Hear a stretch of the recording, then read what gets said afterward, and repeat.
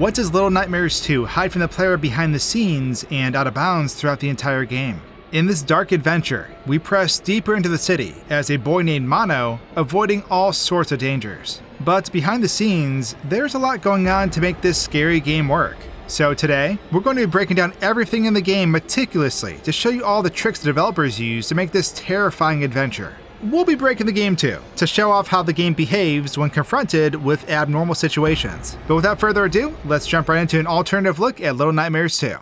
I hope you enjoy. I like to do quick recaps throughout the game to help everyone remember the playthrough as much as possible. Starting off in Chapter 1, we'll find that our point of view is slowly coming into focus as we creepily travel through this narrow hall, which leads to a door. This scene gets intense while we approach the door, but will snap us quickly into the next scene where we find Mono coming too. It's fair to say that we may have just witnessed Mono coming out of this TV. Moving on though, we'll come across some basic obstacles as we make this jump, followed by entering this little underground tunnel we must traverse. This tunnel leads to a horrifying scene where we can see a bunch of larger bodies in a bag dangling from a tree. You can grab on the feet that protrude from the bag, but that's about it.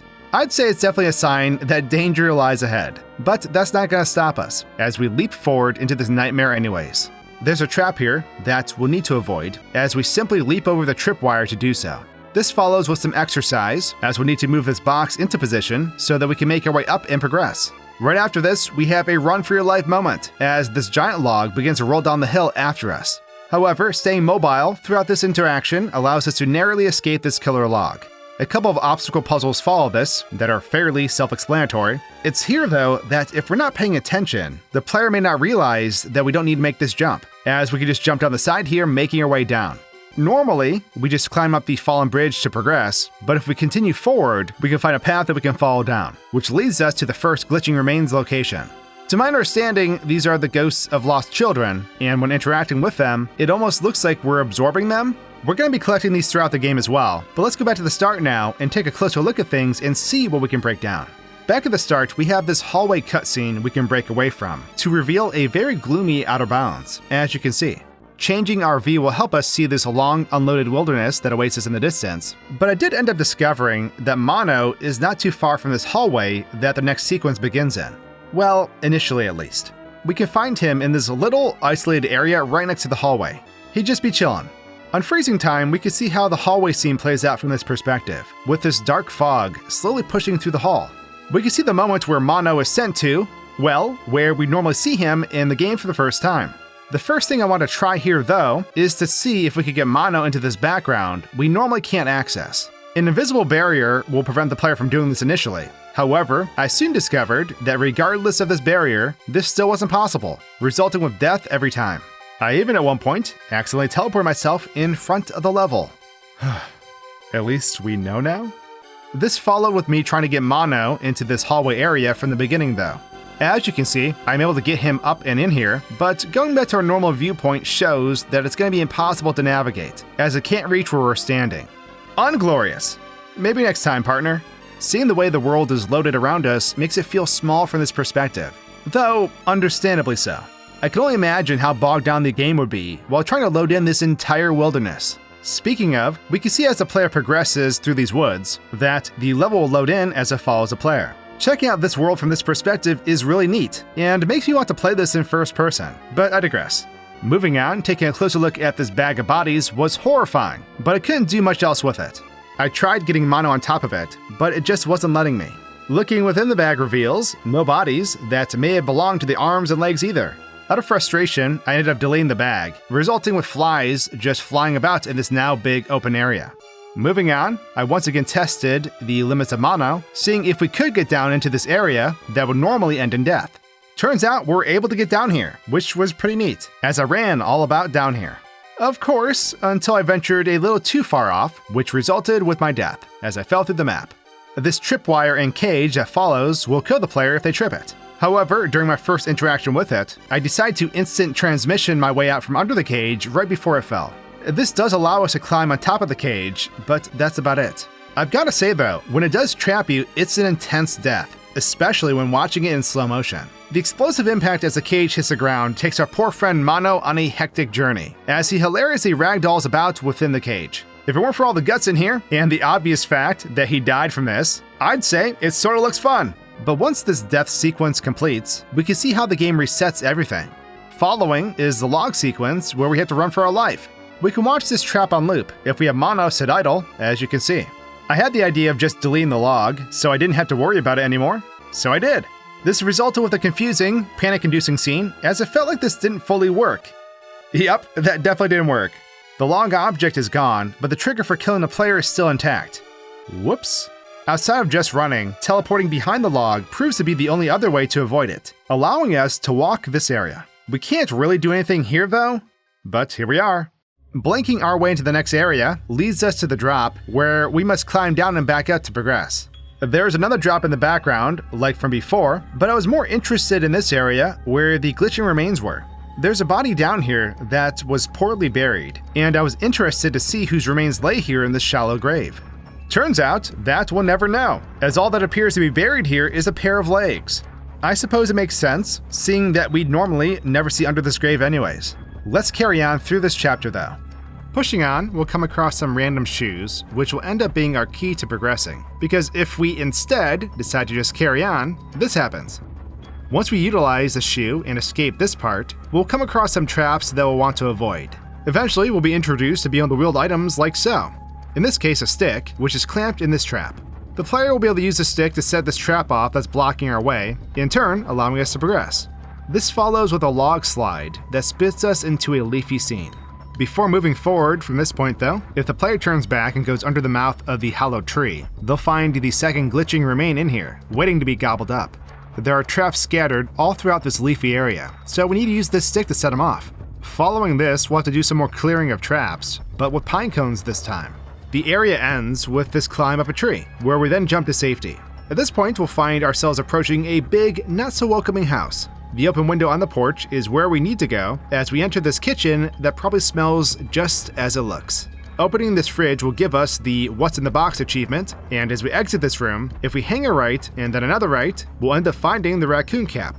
Heading through this partially open door though, we'll come downstairs to the sound of a chilling tune. Following the music leads us to this person, who I'm sure most of you know the identity to, but this person seems to be a prisoner as they play the music box. We can't get into this room until we find the axe we need to break the door down. Once acquiring it, we will "Here's Johnny" our way into the room, as the prisoner cowers in fear under the table. A cutscene will play out as we enter this room though. Mono will kindly extend a helping hand to the individual, but like a stray cat, they flee in fear. Pursuing them, we need to make our way back upstairs, as this individual leads us through this terrifying home. Let's just leave this beautiful family to their lovely dinner and get out of this room quickly. There's a locked door in the following room, which Mono and our new friend need to find the key for now. This follows with some team-based obstacles that we need to achieve in order to find the key, along with stealing this lever from this sleepy grandma. And we can now get this key. Before using it and pushing on though, let's go back and take a closer look at everything we just went through. We can take a peek under the map to see how the net is laid out. The net trap sequence is fast, but watching it in slow motion allows us to appreciate the skill of the hunter's traps. Mono never knew what hit him.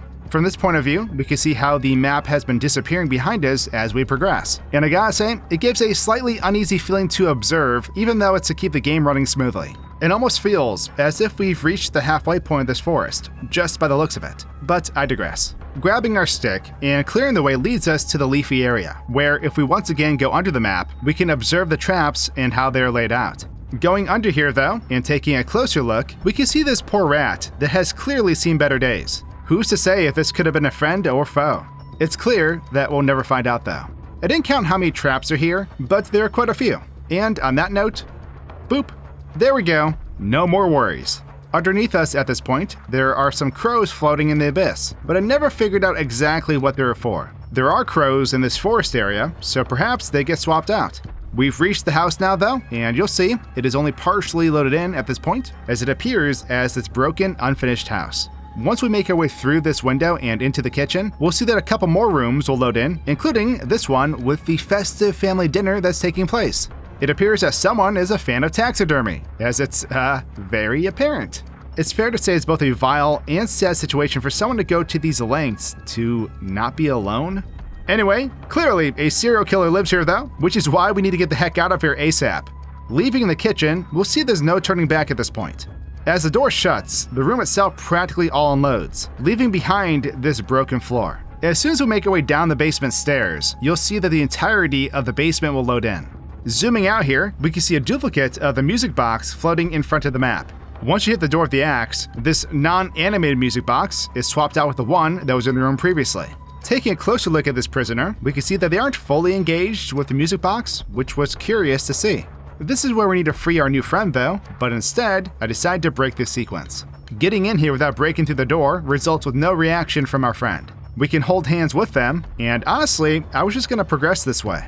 I came to realize that there's a trigger for the small cutscene that takes place here, which was right to the entrance of the door. The scene will carry out as normal, minus the fact that our friend is no longer moving. We'll wave to absolutely nothing for it to come out from under the table and eventually get knocked down. Trying to progress after breaking this sequence is, well, not possible. Our friend can't go up these stairs, as you can see, and in result, this door upstairs that's normally open at this point remains closed. This is all because we didn't allow our new friend to scurry off, as they normally run away from us, head upstairs, and make their way into the now open dining room. Zooming out to this point, we can see the entirety of the house is now loaded in though. There's not much else to this house at this point, aside from the grandma that wasn't invited to dinner. She's clearly starving. There's a key we need to get as well, which also has a duplicate of itself floating out just in front of the map. We could avoid all of this and just delete the door with a padlock. However, our friend will not get the memo and will continue to stand by as they wave us over to go up into the attic. Moving on normally, we'll make our way outside. If we hold off from progressing and investigate this outhouse, we'll see that our friend will help us out with opening it. This will result with finding our third glitching remains. Carrying on, we'll be tasked with another teamwork-based obstacle as we move this large crate into a more favorable position so that we can get through this opening. This leads us into a very panic-inducing scene. We need to sneak by this guy, known as the Hunter. He appears to be tearing away at something, which makes it fair to speculate that he's skinning a creature, given the animal skin hanging all about. Getting out of this room alerts our terrifying friend and initiates a horrific chase sequence that we must survive. All the while, of course, being fired upon with a double-barreled shotgun. We have to use the crates we come across as cover, so we can avoid being blasted by this creep. Reaching this small cave and seeking shelter inside allows us to take a breather, as our hunter friend appears to have lost us. He'll casually walk away as he searches for us in the background. Pushing forward, we obviously want to avoid getting spotted, and this tall grass helps us to do just that. However, we eventually run out of tall grass and have to time our dash just right to make a run for it and dive into this hole. This follows with a little underground stroll, but does eventually lead us back to the surface once again. We'll then come across a team effort obstacle as we extend this bridge a little further, allowing our friend to jump across. In turn, allowing Mono to make this leap as our friend catches us on the other side. It's here where if we climb up these cages that are stacked up in the background, we can then jump over to this hanging cage. Getting on it and jumping a bunch will bring it crashing down, which leads to the discovery of another piece of headgear, the rain hat. Yay! Okay, I'm switching back. Following this is when the hunter comes back into the picture, so we need to avoid getting shot. This leads to us climbing up and into what I believe is a barn? The hunter is hot on our tail though. We'll run through this barn, dodging buckshot, but eventually we'll reach a window to jump out of, resulting with us sliding off the roof and into the water. In a similar fashion as before, we'll hide from the hunter once again. We then sneak around, as we need to avoid getting spotted by the hunter's light, which involves ducking into water and even using our surroundings to create concealment. However, once we clear this area, we'll end up startling some crows, which will initiate the final chase we have with this guy. It eventually leads Mono and his friend into this shed. Our friend will wisely close the door and lock it, as this panic-inducing time sequence occurs. The hunter is breaking in, and we need to pull the shotgun off the wall as quickly as possible. This will result with our friend lifting the gun up in efforts to aim it. Once we help them aim the gun is when the boom occurs, as we destroy the hunter. We can relax now. Let's rewind time though. So coming back to when we get outside with our friend for the first time, as we enter the next structure, we can see the hunter loaded in, tearing away at, well, let's take a closer look. As you can see, the hunter is ripping away at what looks like a large rat. We can even speculate that this may be a whole family he's collected, but he'll just continue to rip the same skin slab over and over. However, it was this overgrown rat's tongue that was freaking me out more than anything. Just look at that thing go. Can't imagine this is an easy job when your point of view is a little hole. This does not stop him from bashing our face in if we decide to get up on his work table. It was pretty funny to consistently do this over and over. It's here where I realized that the ragdoll physics were being affected when I changed the speed of the game. This was occurring back at the cage from before as well. Normally, you'll see how Mono will just fall flat and be out for the count. If we slow it down though, it will result with this overly dramatic knockout, as Mono goes flying. He'll continue to flail through the air for quite a while, granted the game's speed is significantly slower. It's pretty hilarious to see. Let's give Mono a rest with the torture here though, and push on. Escaping to the outside will alert the hunter, and as you can see, he'll disappear and reappear as he blinks into the door. This is where we run, but let's take a look under that mask first. It makes sense, but there's no face under this bag of his, as he's just hollow inside. Of course, if we stand our ground at this part, we're in for a horrific death. He'll blast us with his double-barrel shotgun. So sticking around isn't the best idea. If we're not behind cover, this sharpshooter won't miss. You'll see just what I mean as we progress. He'll only ever shoot us, and never our friend. A perfect example of this is when I was trying to see what he does as we enter this hole. So I gave myself a head start as I seek shelter underground. Regardless of his position, he'll appear at the mouth of this hole. You'll see our friend was running behind, but like I was saying, the hunter is solely focused on Mono. It appears the hunter will take a shot at us in the hole normally, but we can see at the present time this is happening, he doesn't have his gun. A blast occurs as he stomps, and then he slides off into this hillside. I noticed as he was clipping into this terrain that the textures between him and the hillside were beginning to bleed into each other, resulting in this visual. He eventually disappears within this hill though. After the small tunnel crawl is when Mono and his friend need to help each other cross this gap. I tried being the one to catch our friend's hand this time, but they weren't having it, as they just stood there. Moving on, we can see the hunter back here within the terrain preparing to come into play. His legs are crushed up in his body at this part, and when unfreezing the game, we can see this odd display of walking, as his legs quickly adjust and become normal looking. This is because his leg joints are set up with inverse kinematics, which connects his hips to his feet with a chain, essentially. And his feet are trying to adhere to the closest solid surface, but the knees just respond to the feet's position due to the rigging. And you get this funny display. During one of my sessions here, I somehow erased the hunter. I had no idea where he went, and this resulted with the part where we had to climb up the side of this barn being a very chill moment. However, as soon as we climb into the building, he'll appear right outside of it. I managed to get outside here with him during this, and decided to make bad choices, as I began to taunt him. This of course led to my demise, as I ended up getting too close. Ouch. Being down below within the barn doesn't trigger him to chase like when we're up above though, and the camera doesn't fully follow us if we try to progress, as you can see. Once we jump out of the opposite side of this barn, we can see the hunter has vanished. He will end up appearing behind the door as it pushes out on its own, eventually bursting through it. Getting up where the hunter walks is possible, but it's pretty limited with what we can do here without dying. There's no safe way getting by him up here, hence why the water is our best friend in this scene. When evading him successfully, he'll walk out of sight behind us and eventually will stand in place, like so, until we progress further. However, we've reached our final encounter with the hunter, as we make our way into this shed. Teleporting over here sorta bypasses him, but our view is obstructed. I believe this is because I didn't go through the doorway, which initiates the next scene. I verified this after deleting some of the shed so I can see, as I went toward the doorway, triggering the next sequence.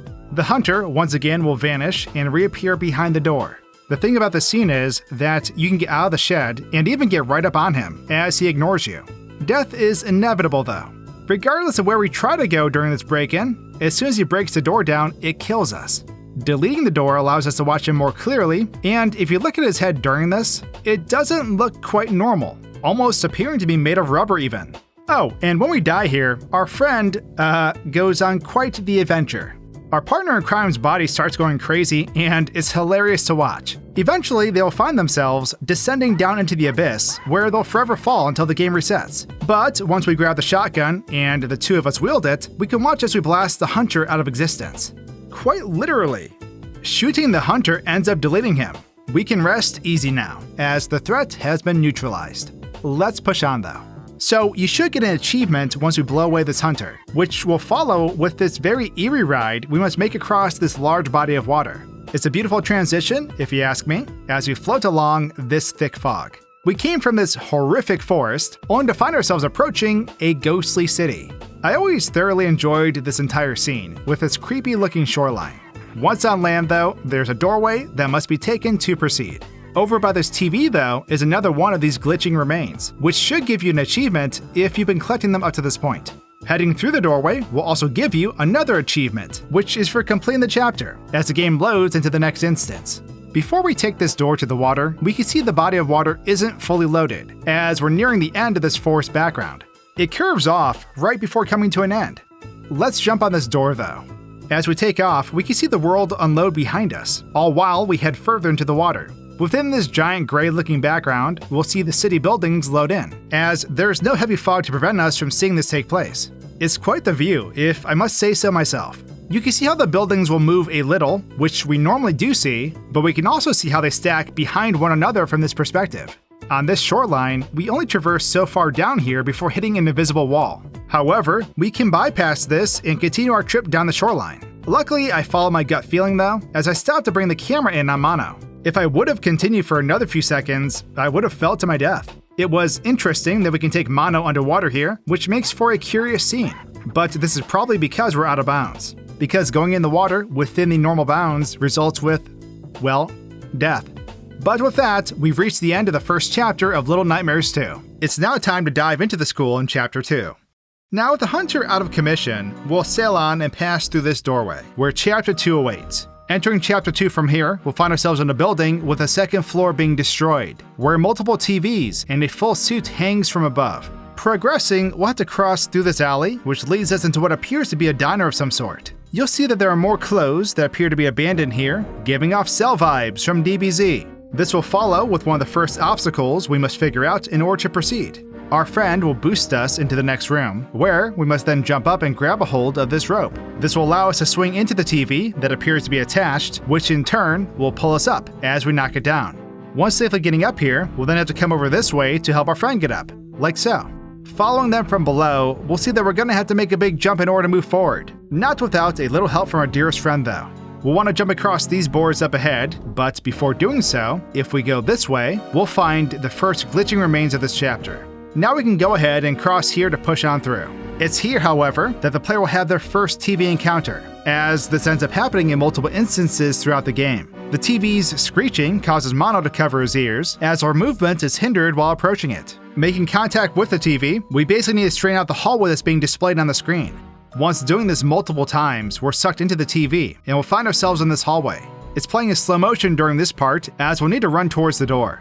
This eventually follows with Mono getting ripped right back out of his TV dimension by our friend. At least that's how it appears. Acting as if nothing even happened, we'll push on with our friend and find ourselves at the entrance of the school. Bright-eyed and bushy-tailed, if we make our way towards this corner of the playground by the dumpster, we'll find another glitching remain. Also, if we go up these stairs and jump onto this dumpster, we'll find the soccer ball hat to add to our collection. If you're going for achievements, you'll want to equip this hat and then proceed to run through this soccer goalpost, as it'll unlock referee. Advancing, we'll climb up the side of the school and enter through the window. Let's go back now though, and get another perspective of what we just went through. Back at the start of this chapter, we'll find ourselves in this building with the TVs hanging from above. We can get up here and walk around, but there's not much else to it. From this perspective though, we can get a better look at the entirety of this alleyway that we have to cross while advancing. Going in to observe this area, we can see that it goes quite far back, with the skybox floating above at the end. With the drop-off being here, I go ahead and warp over to the other side to check it out with Mono. We can walk around back here, but I did end up finding out that we can clip through the buildings, resulting in my death. Coming back over here though, as you can see, we can run really far back here, to the point where it's fairly difficult to see Mono. Not much else to do back here, other than jumping into the void though. I did, however, notice these little flimsy objects falling through the map and out the bottom of it. I came to realize that these are the clothes we normally see falling in the background while passing through this alley. Let's push on though. I felt this diner needs some investigating, so I popped up on the bar and did just that. I can't disrupt or interact with any of the items on the bar, and you'll actually see that I'm clipping through them as they lack colliders on the objects. Same goes for the shelves on the back wall of the plates. While up here, I was able to jump into this fryer. Luckily, it's not on, but I did end up finding myself falling through the following appliance. I found Mono in the oven as a result. Realizing there's not much else here, I freed myself through the destruction of the bar to escape. There we go. Carrying on, I take a peek behind this door, but then find myself back at this team-based obstacle. So instead of going through it, I just warp to the top and decide to move on, leaving our friend behind. I was curious to see what happens without them. Joke's on me though, because the very next area is this encounter with a TV that we end up inside, and our friend will be making a quick return here. If we break away from Mono during this sequence as we travel into the TV, we'll see down below that our BFF isn't letting us out of their sight. However, from this perspective, we can actually see how this whole TV scene works. Up above, we have these two hallways. This bottom hall is the one we end up actually teleporting to, whereas this shaky one that's above is the hall that we're seeing in the TV while we're touching it. I thought this was pretty cool with how they did this, as you can also see the same TV floating in front of the hopped up hallway. Once escaping the TV though, we can see how Mono and his friend will be instant transmission back down here. Pushing on follows with this grand introduction we have with the school building we're gonna have to go in. Like washing up in the shores of the city, I love the view we get here as we're supposed to proceed, in its beautiful gloominess.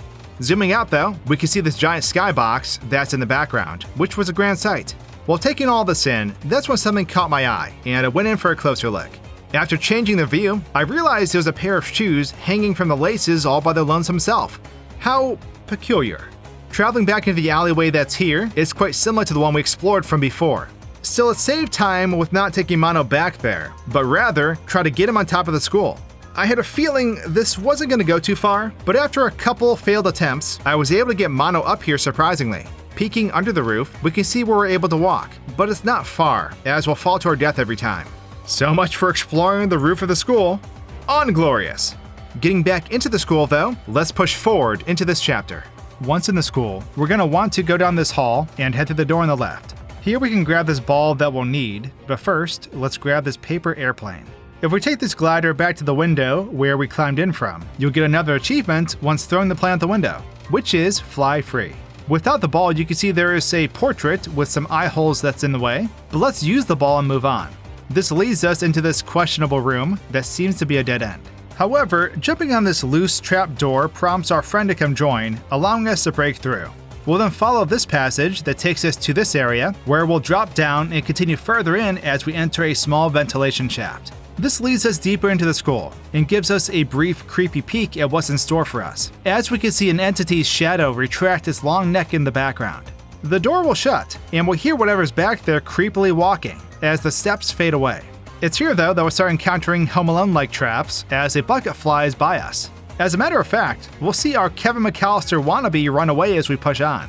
We'll encounter more of these traps as you'll see they're activated by a floorboard. If we go through this first door, we'll be met by, yes, another trap. Ouch. However, heading down this way is the way to go, as we'll want to dodge this locker that drops from the ceiling. This allows us to jump over and into the next area where if we're once again not careful, or in this case, not distracted by a toy duck, it's our head. Simply ducking will, get it? We have to duck? Sorry. This follows with us continuing our pursuit with these unruly children. However, it turns out that this was more so them leading us into a trap, as they drop a locker on Mono with a small scene playing out. A bunch of these creepy kids will then come out as they surround our friend. They basically abduct our BFF while we're stuck under the locker.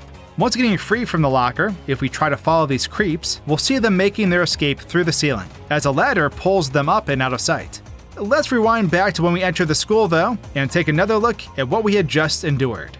Coming back, we had just entered the school, and had to make our way back to this room where the ball is. We can see how they have a backdrop here behind the building, which is solely for these windows. We can see on the outside how there are some spotlights that have been placed in the window, which helps create the look we get when normally entering this room. While checking this out though, I saw a little toy of some sort right outside the room. Getting a closer look, it appears to be this baby man that's holding a pair of arms, as its shoes are stuck in its legs. I'm not sure what to make of this guy, but it's just chilling right outside the room here. With my thorough sweep of the area, I destroyed some of the debris and went back further into this hall. It of course leads to a dead end, but it was worth a shot. Jumping forward to where we see the teacher's shadow, I decided to go in for a closer look. Freezing time, we can see the teacher standing back here with some books and text floating beside her. The text reads, "It's meant to be down here." My best guess about this text is that it was used to remember the position of the teacher when trying to figure out how her shadow would be cast, unless it's for some other object. Anyways, once we activate her, we'll see that she'll retract her neck and then we'll begin to walk, as she disappears shortly after. Once she disappears, we'll still hear her footsteps, in case you were curious. So at this point, I thought it'd be appropriate to check out how the death from the bucket looks in slow motion. If you remember from Chapter 1, when slowing time in the game, it messes with the physics of our character, resulting in some funny death scenes. That is absolutely the case here too, as this bucket sends Mono on one spectacular journey. This whole instance lasts for over a minute, but clearly this ordeal would never take place at normal speed. Breakdancer Raygun doesn't got Jack and our boy Mono. Just look at him go! Anyways, let's talk about those bullies now. These porcelain-like doll children are very hostile and only obey the teacher. We'll see when this creep runs off that he won't make it very far, as he disappears shortly into his run. There's a single building in the background at this part, which is used for the window at the end of this upcoming hall, which has a slightly intimidating vibe going on, if I must say so myself, but these bullies will just patiently wait for us until we approach. When doing so, the first one will run across the hall and into this wall, where he will clip through, eventually disappearing. The other one ducks behind these lockers, where we can see him slide around a bit, before disappearing as well. Hiding in this dead-end room, we can find another bully that's in here, whom I'm assuming set the trap for this room. He just hides in here and remains here indefinitely. Whatever, dude. I didn't want to play with you either. Pushing on, we'll see the one bully that we pursue, as he runs away like a Skeletor meme, disappearing shortly after. It's this next part, however, in which our BFF is about to be kidnapped. We can find one of the bullies hiding within the walls, waiting for the locker to be dropped on Mono. We can also see the bullies with the ladder are already loaded in as well. When the locker drops down on Mono, you see how he'll vanish once inside.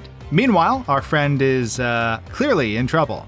Watching this play out as we're trapped sucks, but if we watch them drag our friend off screen, we'll see that all of them will disappear one by one. Mono will reappear within the locker though, as he'll make his way out of it. When trying to reload this scene, I'm not sure what I did, but I think I broke the sequence. After loading in, the locker falls towards us and will delete Mono, despite his position. I don't think this is supposed to happen. Something else I noticed is that the bullies are now abducting an imaginary friend, as you can clearly not see our friend. Where'd they go? Warping over to where they took our friend, I skipped over the trigger for the bully on the ladder up above this door. As you can see, it simply appears once activating it. The ladder and bully will make their way up, where they remain indefinitely, along with this other bully who runs across a board that slides over the hole. Confusion sets even further in as our BFF returns when I move forward. I could not interact with them and found my camera locked in this general area. It eventually ended with me trying to progress as this bully up ahead began chasing me. This results in an unavoidable death. Thanks for the help, BFF. I think it's time to reset the game now, so let's push forward some more while we're at it. It's now time to take our anger out on the loss of our friend by inflicting destruction as we grab the sledgehammer and go to town. In this next room, we can beat them at their own game, as they'll doom themselves with their own trap. However, it's this next area where we'll see that we need a key, and as we progress and search for this key, we stumble upon a class that's in session. We have to sneak through this classroom without getting spotted by the second antagonist of the game. If she does see you though, she'll send her porcelain students, known as the bullies, after us. If this happens, and you manage to get to the next room and quickly climb this bookshelf, you can cause the bookshelf to fall on all the bullies, resulting in another achievement, Bully of Bullies. Once we get the key though, the teacher will come investigate, as we discover that she was a long-necked creature we saw from before. At this point, we need to splinter cell our way out of here as we sneak our way through the classroom once again. She spotted me during this instance, so I bolted for the elevator and managed to make my escape. Let's rewind back though, and take a closer look at what we just went through. I previously destroyed these bullies, however, I wrecked these fools once again, but in slow motion this time. Because why not? It was interesting to see how the bullies' models reacted to the game being slowed down, making for some fun payback. Moving on, I decided that I wanted to bring the sledgehammer with me to the teacher's classroom, which normally is impossible. What could go wrong though? Well, I go in strong and destroy the first one, however my downfall was that I held my position. I feel like if I was more aggressive, I may have survived this. No matter, in another instance, I ended up hiding behind the barrier that keeps the player from falling off the map. This results with a pretty uncomfortable stare down, as you can see, but what I found even more entertaining is that the teacher will just stare us down if we decide to walk about all over her desk. Knocking down the bookshelf with the key on top, we can see how the teacher will move over and then begin walking towards the door. I'd like to take a second to reflect on the terror that is this teacher though. She reminds me of E.T., the extraterrestrial, except obviously 10 times more terrifying though. Nightmare fuel. It's almost like she's playing games with us, as she appears to know exactly where we are with her eyes looking down at us.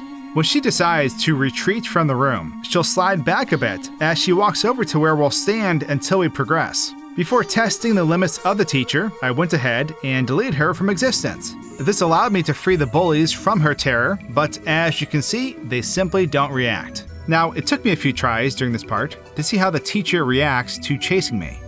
She nearly gets me here, as you saw, but I believe I'm too far now, seeing that she decided to send her bullies after me instead of chasing me herself. I tried this again, thinking she didn't leave the classroom, but was poorly mistaken, as it got snatched up by Miss Stretch Armstrong. It was the third attempt, where we're able to see that she'll come out of the classroom, but stop right at the lockers, freezing in place. The bullies were released, so I tried deleting the floor to possibly prevent them from stepping up into the next room. I would take them out myself, but it does not work. So I did the next best thing and hit on top of the locker. The bullies will come running over, as they are visibly upset with not being able to reach me. I will give them this, they do have hops, but it appears I'm safe from them. Warping over into this back room, I wanted to see if the teacher would react, but ended up only having the attention of one of the bullies instead. We'll see that these three simply have no idea what's going on. Meanwhile, the last mono that got eaten by the teacher is pleading for us to just move on already. Joking aside, not much else can be done here, outside of reawakening the trauma of elementary school experiences. So let's get back up on this elevator and continue further into this chapter. Making our way up and out of this elevator, we'll stumble upon a bully that appears to be busy. He's tied up like a dog and clearly wants blood. If we can evade this bully without harming him, it comes with an award, as we'll get an achievement when progressing to the next room. The achievement is Merciful Feet. We'll then make our way into this next area where the teacher is lurking down below. Alerting her as we come in, we need to hide, as she'll come investigate the disturbance. With that in mind, we just need to avoid dropping anything during this part, as we make our way up. However, we need to push this board down in order to escape, which will prompt her to investigate again. So we need to be quick. This follows with a big library area that we'll enter, as the teacher also enters from the background. We need to move this ladder to progress, but before doing so, if you place the ladder here, it'll lead you to another hat we can obtain, being the tin can hat. Once getting up here to progress though, we'll alert the teacher, and this brief horrific chase will occur as she tries to gobble us up. We basically have to play hide and seek with her as we traverse these towers of books. She will eventually give up looking for us, and we'll leave the area as she walks off to the next room. Let's revisit everything we just went through though. Coming back to the elevator, we can see how the school is loaded in at this point. We can get a better look at this bully's work of art as well, but not much else is going on at this part. So I execute the bully we were merciful to last time, and move on. This next part is where we encounter the teacher, as she's below us and appears to be repeatedly hitting something with a ruler. Coming down here to get a closer look, we'll see that she's in the middle of this room as she slaps her ruler into the air. It's almost as if she hurt her left arm, given the position it's in. But zooming out, we can get a look at the entirety of this section with the teacher. I decided to drop a bottle on her head to see how it plays out from down here. Her body straightens out as she begins to elongate her neck. Something tells me that I shouldn't be standing out here in the open like this, so I decided to just let her take me. She'll proceed to gobble up mono, as you can see. However, I believe the speed of the game could have been affecting this kill. But regardless, it does not look like a fun time to be mono, that's for sure. What a horrific way to go. We can come down here though and run around, as she appears to be cool with it. In this section, the teacher will only react to objects that are dropped from above, if I had to speculate. In one instance, she got me through the wall, and I was able to get a brief look at her doing a T-pose during this. It didn't last long though, as the game reset. When we escape though, she'll retract her head back down, and then make her way to the door, where she'll eventually disappear. It's not long before we once again see her though, as she'll appear in this back area once we progress. Instead of using the ladder to proceed, I decided to go ahead and start deleting these books and shelves. Coming back here does not bother the teacher one bit, but I did learn that it's impossible to take this way, as the camera will not follow us back here. Unglorious. We have to take the normal route to progress, and when doing this, if we come back here after being attacked by teacher number 1, we'll see that there's a teacher number 2 that finishes out the rest of this sequence. Number 1 will stand here indefinitely, as number 2 makes her way to the next section of this obstacle. So I did the same exact thing, and started deleting the bookshelves. Once done, I jumped on this first tower of books, and discovered that the teacher still can't see us, despite us being directly in her view. I got brave and ended up jumping over to her, thinking she was going to be as harmless as teacher number 1. That's clearly not the case though, as our view is obstructed while she devours me with the game resetting. Something I learned, which makes sense, is that if we grab her attention here and then retreat back from where we came, you'll see that she only has one attack to spend, as she begins to carry on, like we just completed the section. Normally, we'd be on the second tower when she attacks, making it a do-or-die moment for us, but I digress. Loading up this checkpoint with the bookshelves gone, we can see that the teacher loads into the game in a strange manner. Getting a closer look, we can see how most of her body will contort as she peeks around the non-existent bookshelf. It looks rather painful, if I must say so myself. She'll leave this area though, and if we follow her, we'll see that she goes through the door, only to disappear immediately after. I tried seeing if she'd react to me being in front of her here, but she pieced out with zero interest in me. I also learned at this part that if I try to teleport while the game's frozen, as I'm hanging onto the book tower, we'll glitch out Mono. He'll continue to hang onto the books as the teleport continuously tries to rip him away, making for a wild sight. Let's carry on as we normally would though. After pulling this box of books over to open the door, we'll pursue the teacher as we enter this room with a big staircase. Going upstairs and to the right will lead us to where we need to go, as we need to put the top of this chest piece back on in order to open the door. This leads us into a chest room, where we must place the correct top pieces on the lower ones. There is a guide you can find drawn on the wall here to help us. Doing all this, and then pulling this light that activates, will open a secret compartment in the background, where the key we need is located. After using the key, we need to venture down this hall and move this cart over to the right wall so we can climb up and out of here. Before doing so, we can enter this room on the left though. We'll find an individual that got carried away with the food, but more importantly, we'll find another glitching remain. Glorious. Moving on is where we have this battle with a few bullies, as 3 of them will attack us after destroying the unsuspecting first one. Taking one of their heads, we'll end up needing to wear it as we pose as a bully. This grants us safe passage to the next area, which involves a lot of bullies, well, being bullies. There are so many bullies throughout this scene, it makes sense why Mono is holding on tightly to his bully disguise. This follows with needing to push this button we can't reach, which leads us coming up here to push this container off the edge, in turn letting us take the brain that was inside the container and throw it at the button down below. We finally caught up with the teacher though. Following her into the next room, which is another classroom, we'll need to traverse the countertops here. So carefully doing this, Wait, she heard me! Oh god! Okay, that was close. Anyway, making our escape brings us to more bullies to destroy. There's a lot of them, but with patience and accurate swings, we shall prevail. Eventually we'll find our friend, who is strung up in this bathroom. Once saving our friend from these creeps, the 2 of them will have a nice reunion as Mono assists his BFF. It's now time to go back and see how this all plays out from another perspective though. So we just evaded the teacher, and now we're approaching the area right before the chess puzzle section. There's always going to be a backdrop like this whenever we encounter windows, as you can see here, but it became clear quickly that not much was going on in this chess area. So I went ahead and partially deleted this cabinet and snuck in to grab the key. This next part is where we fight a few bullies right before acquiring our disguise. However, I couldn't help but notice this one in particular that appears to be, well, I'll let you be the judge of that. Regardless, I don't think anyone should be eating whatever's in there. Speaking of which, we can find Picasso over here making a work of art as he draws in the scoop with his sausage. Yes, I know how that sounded. But anyways, he clearly sees no wrong with what he's doing. Meanwhile, there's chaos ensuing in the cafeteria area. There's a lot going on over here. From meatballs being tossed around the room, to this guy running wildly in place. I believe this was due to freezing time, because in another instance we could see him running about in the background like this. There's no order here, and no sight of the teacher. You'd think she'd hire a teacher assistant of some sort to help contain this madness. Once defeating these bullies, we need to put this mask on. We can see how Mono's hat will shrink as he's getting ready to put on this mask. He basically puts it in his torso, where it continues to shrink and disappear. I can't imagine this being a comfortable stroll for Mono while wearing this mask, with the chaos taking place around him on top of the blind spots that he probably has while wearing it. I think it'd be a panic-inducing experience. Although, I guess he wears the paper bag, so maybe he's chill. So there's some bullies here when we enter this hallway, they'll eventually run away. Following them shows that they will drop through the floor once they're completely out of our sight. Other than getting a closer look at all these bullies' miserable lives, that's all that really takes place here. Moving on, I noticed that Mono wasn't re-equipping his hat for some reason, but we have to get his brain in a jar now to open the door.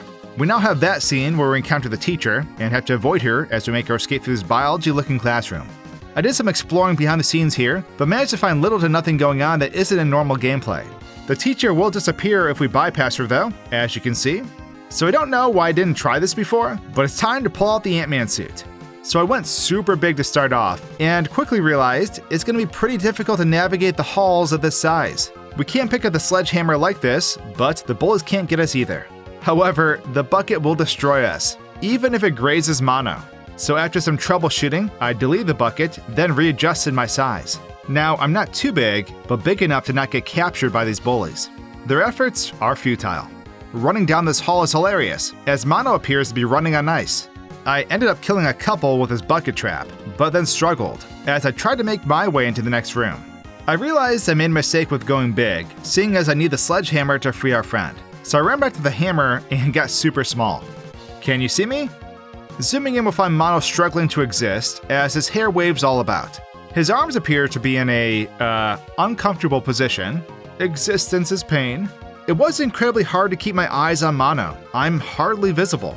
The best part, though, is that we can pick up the hammer. The process of killing the bullies is odd looking, but it could have something to do with the sledgehammer clipping through the ground.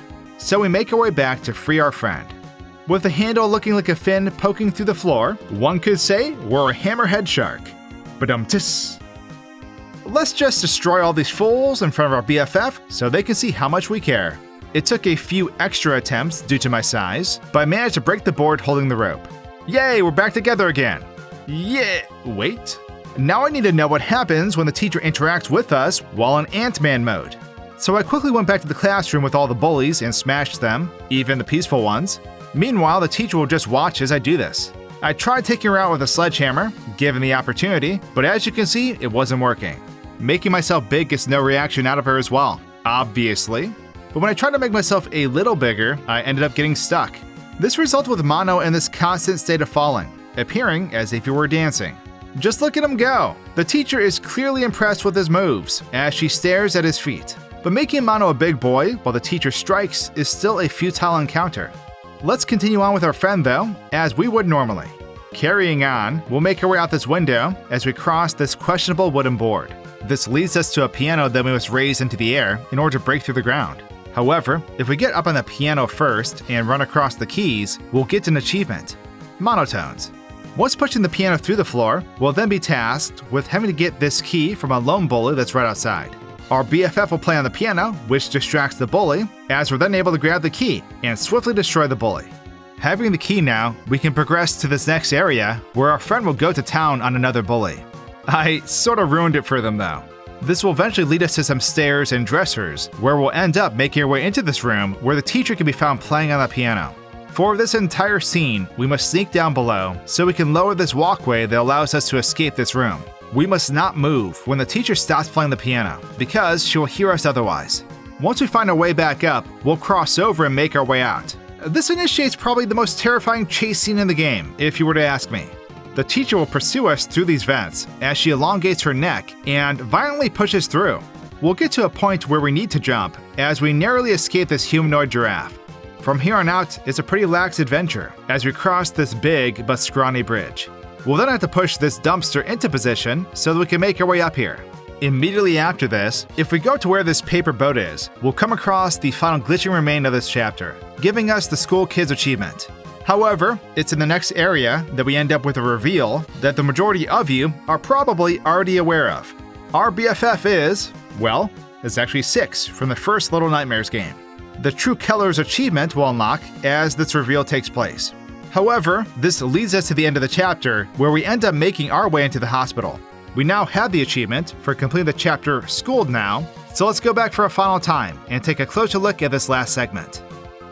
So after saving 6 from the bullies, we can get a closer look at the following one that we encounter once going outside. We can find her just digging this key into a dead frog. Clearly, she's enjoying it. If we take a wider look at this current layout, we can hear the teacher playing the piano, but the room isn't loaded in yet. So we're going to push forward from here and to the teacher, as not much occurs here outside of normal gameplay. Getting closer, the room will load in, but the teacher is still missing. It's only after we get up on this first counter that the teacher will load in. She'll just continue to play her Symphony of Death as she tweaks her musical piece. I mean, you gotta have hobbies, right? So let's see exactly what the teacher does here when she pursues us. She'll begin stretching her neck and head towards where we escaped. However, she'll snap into a T-pose, which is when we see her face pushing through behind us. We've always got to remember to have good posture when hunting our meals. Once narrowly escaping her face, we can see a second teacher rising from below during this. This teacher is the one we end up seeing poke out of the hatch we escaped from once we're outside. The second teacher will come back in and eventually come to a rest. It's quite an interesting execution between the T-posing and facial expressions. We can backtrack through here with Mono, as well as clip through the teacher's neck. We can go up and down the vent as well, even with it appearing to be damaged. Six will patiently wait for us as she stares at the teachers. I also ended up finding a couple of bullies hiding here that I must have missed, as the world unloaded and revealed them while I pushed on. The teacher is starting to catch on to our game-breaking antics though, so we're gonna get out of here. And with that, that's everything I found behind the scenes while breaking Chapter 2 in Little Nightmares 2. It's now time for Chapter 3, as we make our way into the hospital. We can see that bad things are clearly taking place here, and likely still are, as we pass by what appears to be a lifeless body in a wheelchair that's in the background. The first obstacle we encounter is in this big room, where Mono nearly falls to his death. Six will lead the charge though, as we make our way up these dangling beds. Once clearing this room, we'll find ourselves needing to use this battery that's plugged into this socket here. This will be a repeating theme throughout this chapter, as we'll be encountering similar situations with these batteries. This elevator starts to feel a bit sus, as it begins to lose its hold, prompting us to quickly escape through this vent. We'll then end up acquiring a much needed tool for this dark adventure, a flashlight, which so happens to help us find the first glitching remains of this chapter in the very next room. It'll be standing next to this red wagon, as you can see. Traversing through some dark halls will lead us into this room, where we'll need one of these cans from this vending machine to progress. However, continuously dispensing cans from this machine will unlock the achievement Hunger. Moving on though, we'll once again have what appears to be a painful experience with this TV. Like the previous instances with these TVs, we'll get pulled out by Six before reaching the door. It's here though that we'll see we're in a big lobby area with these weird mannequins and an elevator that will end up needing 2 batteries to operate. So heading over this way, we'll find an X-ray machine that ends up helping us find a key that we'll need. Turning it on and holding Six's hand like so will unlock the X-Best Friends achievement. Also, a clue to where the key's location is can be seen on the back wall here, appearing to be in a stuffed animal. Going into the next room, you'll want to grab the farthest right stuffed animal, as that'll be the one with the key. Using the X-ray machine will confirm this. Before doing that, there is a hat we can acquire in here though, which is located up here. It's the stuffed bear hat, which will unlock the half hat achievement. We're going to want to take this stuffed animal to this elevator though, which will take us down to this incinerator room. Throwing it in here and turning it on will incinerate it so we can acquire the key within, along with unlocking another achievement, being Toys Are for Kids. Heading back up and then up these stairs, we'll be able to proceed through this locked door now. Let's go back to when we entered this hospital though, and take another look at what we just went through. Coming back, we can see how the beginning is loaded in. There isn't too much going on out of bounds here though. However, we can take a closer look at these patients, as they are called. It's hard to tell just how much of these horrific creatures are human or something more sinister. But as most players will know, we'll be encountering more lively patients further into this chapter. So let's enjoy the harmless ones while we can. I ended up deleting this door to find that Mono can walk back here, but that's about all we can do. Aside from eventually falling through the floor and into the great beyond, that is. I tried getting myself over onto this particular patient's bed with Mono, but had no luck. So I carried on, as I casually attempted to make my own paths with 0 luck. Watching the elevator fall with Mono and Six still on it will show that Mono will clip through it, resulting with a never-ending fall into this black abyss. After acquiring the flashlight though, I decided to change the view, which basically makes the flashlight useless. It also will make certain parts more difficult as well. After deleting some doors and messing around though, we can see that they clearly lead to nowhere, as we take a look at the overall area with the camera. However, this is where I noticed something odd. It appeared to be a screen filter of some sort that's out here in front of the map. I'm not entirely sure what it's for, but maybe you could hazard a guess in the comments. Moving on though, more of these patients will be revealed once having this interaction with the TV, which will warp us up to this hallway above the TV's location. I went into big boy mode here, which does let us see how Mono is currently in this televised state, but once getting ripped out of the TV by Six, Mono's size returns to normal, along with the televised appearance fading away. The X-ray machine was interesting while taking a closer look at it, as it appears that the visual effect within the machine is confined inside it. As you can see, the skeleton of Six will move with the camera. Coming down and putting the stuffed animal inside this incinerator though, we'll see that once we turn it on, a fiery spotlight will shine on the door, with the items that were placed inside simply disappearing, as the key that we'll need appears in their place. Zooming out from here, I noticed there's what appears to be popcorn right outside this incinerator. We can also find the toy that sticks through in there as well, out on this white platform. This popcorn will make more sense as to why it's here in a little while, but now it's time to make our way through this locked door and carry on. So unlocking and making our way through this door, we'll see that there's clearly a mad doctor of some sort that resides here, as there's tons of prosthetic parts hanging all about. Out in the hallway just after this first room, if we head back where more of these limbs are stored, we'll find a glitching remain that we can collect. Going through this door with Six's help is where we want to proceed though. There's a partial body strapped to a table in here, and once trying to proceed, the hand of this body will begin to freak out as it breaks off the body and scurries off into the darkness. Venturing deeper into this room, we'll be able to hear this hand rummaging around in the background. Dropping down at this point though, is where the hand will come out, as it will try to grab us. We basically want to keep away from it as we climb our way up here and out of the room. It will continue to follow Mono up until we make our way out of the vent and into this hallway. Naturally, I just kept running, as I thought it may have been still pursuing me. However, it's at this point where we can hear it and see that it's up in the vents above us now, as we run for our life. Eventually dropping down from the vents, we'll want to dodge it and keep pushing forward. This is where we'll have to face off with its wannabe thing from the Addams family. Each successful hit with a sledgehammer will cause it to retreat. Once killing it though, if you repeatedly strike it, you'll get the achievement and stay dead.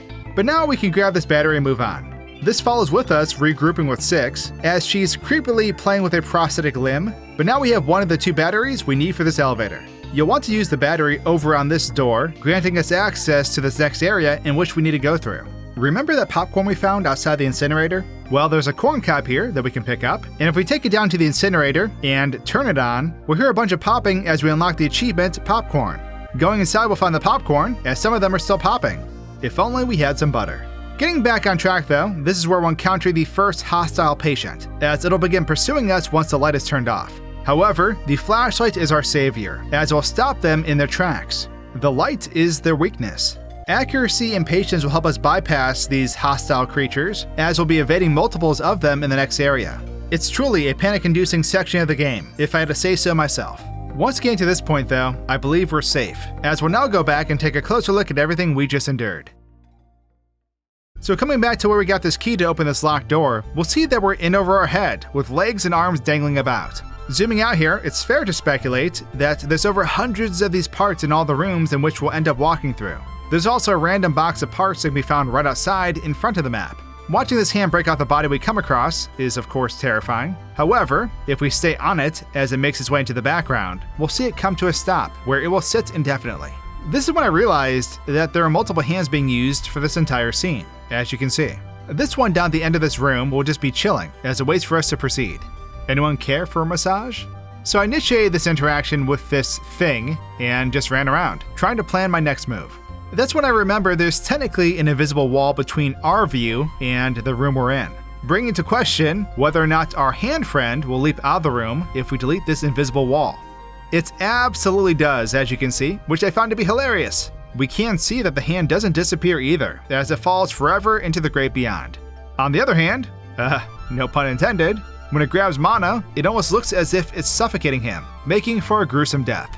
So this prompted me to go into big boy mode to see if it couldn't handle size, sort of like the bullies in the previous chapter. It did appear to be confused at first, like it wasn't able to attack Mono. However, this doesn't last long. It ends up grabbing us and automatically adjusts in size while doing so, beating us at our own game. With my next attempt, I of course decide to go small this time, thinking for sure that it won't be able to get us this time around. It makes a heroic leap to start, as it completely misses Mono. Immediately after this though, you'll see that it ends up matching our size as it proceeds to destroy us. So the Ant-Man suit is definitely a no-go with this deadly hand assassin. Moving on, when we make our escape through this vent, we can see that the hand will simply end up disappearing as the vent cover moves on its own. Following this is where we'll see that the hand is up above in the vents as it stalks us. Coming up here though, we'll see that there's no hand in these vents. It is only until we see it drop down when the hand actually comes into play. It drops in from above the room itself, as you can see. This hand will scurry off into the back here where it ends up disappearing. All the while, another hand awaits for our arrival over by the battery where we end up fighting it. This one is another hand that we do not interact with, as it too scurries away behind these boxes, where it resides indefinitely, prompting yet another hand, which will end up fighting. Not today though, as I've had enough of these darn hands. Despite the hand flying off the edge, the fighting music will continue to play, but this doesn't appear to make a big sequence break, in case you're wondering. This follows meeting back up with 6, who is, we'll just say, enjoying herself? I mean, she had to hear me struggling in the other room, right? Why is she no help? Anyways, ignoring the red flags, let's move on. In the room where the corn cob is, we can see some pictures up on the wall, which I found to be interesting. Displaying a patient with no arms, and another picture displaying an operation taking place with students observing. It's time to mess with this angry patient though. I once again pull out the Ant-Man suit, really thinking that this could help us avoid death this time around. I mean, I'm towering over this fool. There's no way. Joke's on me though, as the patient grabs a hold of Mono's insides and proceeds to delete us. Going small does seem to delay the patient's reaction time with pursuing Mono, but ultimately results in death as well. It'll simply scoop us off the ground and keep us forever. Frustrated with this patient, I deleted the door from where we came, which resulted in messing up the patient and how it wanted to get to us. I win, I guess. With that though, I went ahead and deleted it and moved on, only to get jump scared by the patient I thought I had deleted, as it reappeared for its final attempt at grabbing us.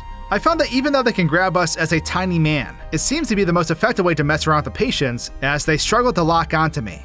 Let's carry on as we normally would. Moving forward, we're going to take this vent here, which will lead us into, from the looks of it, a smelly room. There will be a piece of cheese that's next to the bed in here, which we're going to want to take with us. Entering this hallway, we'll want to take the piece of cheese back this way and head through the first door to Mono's left. There will be a room here with a hole in the middle of the floor where you'll want to throw the cheese into. This will give us the achievement Objection. There's also a glitching remain here, which we'll go ahead and obtain as well.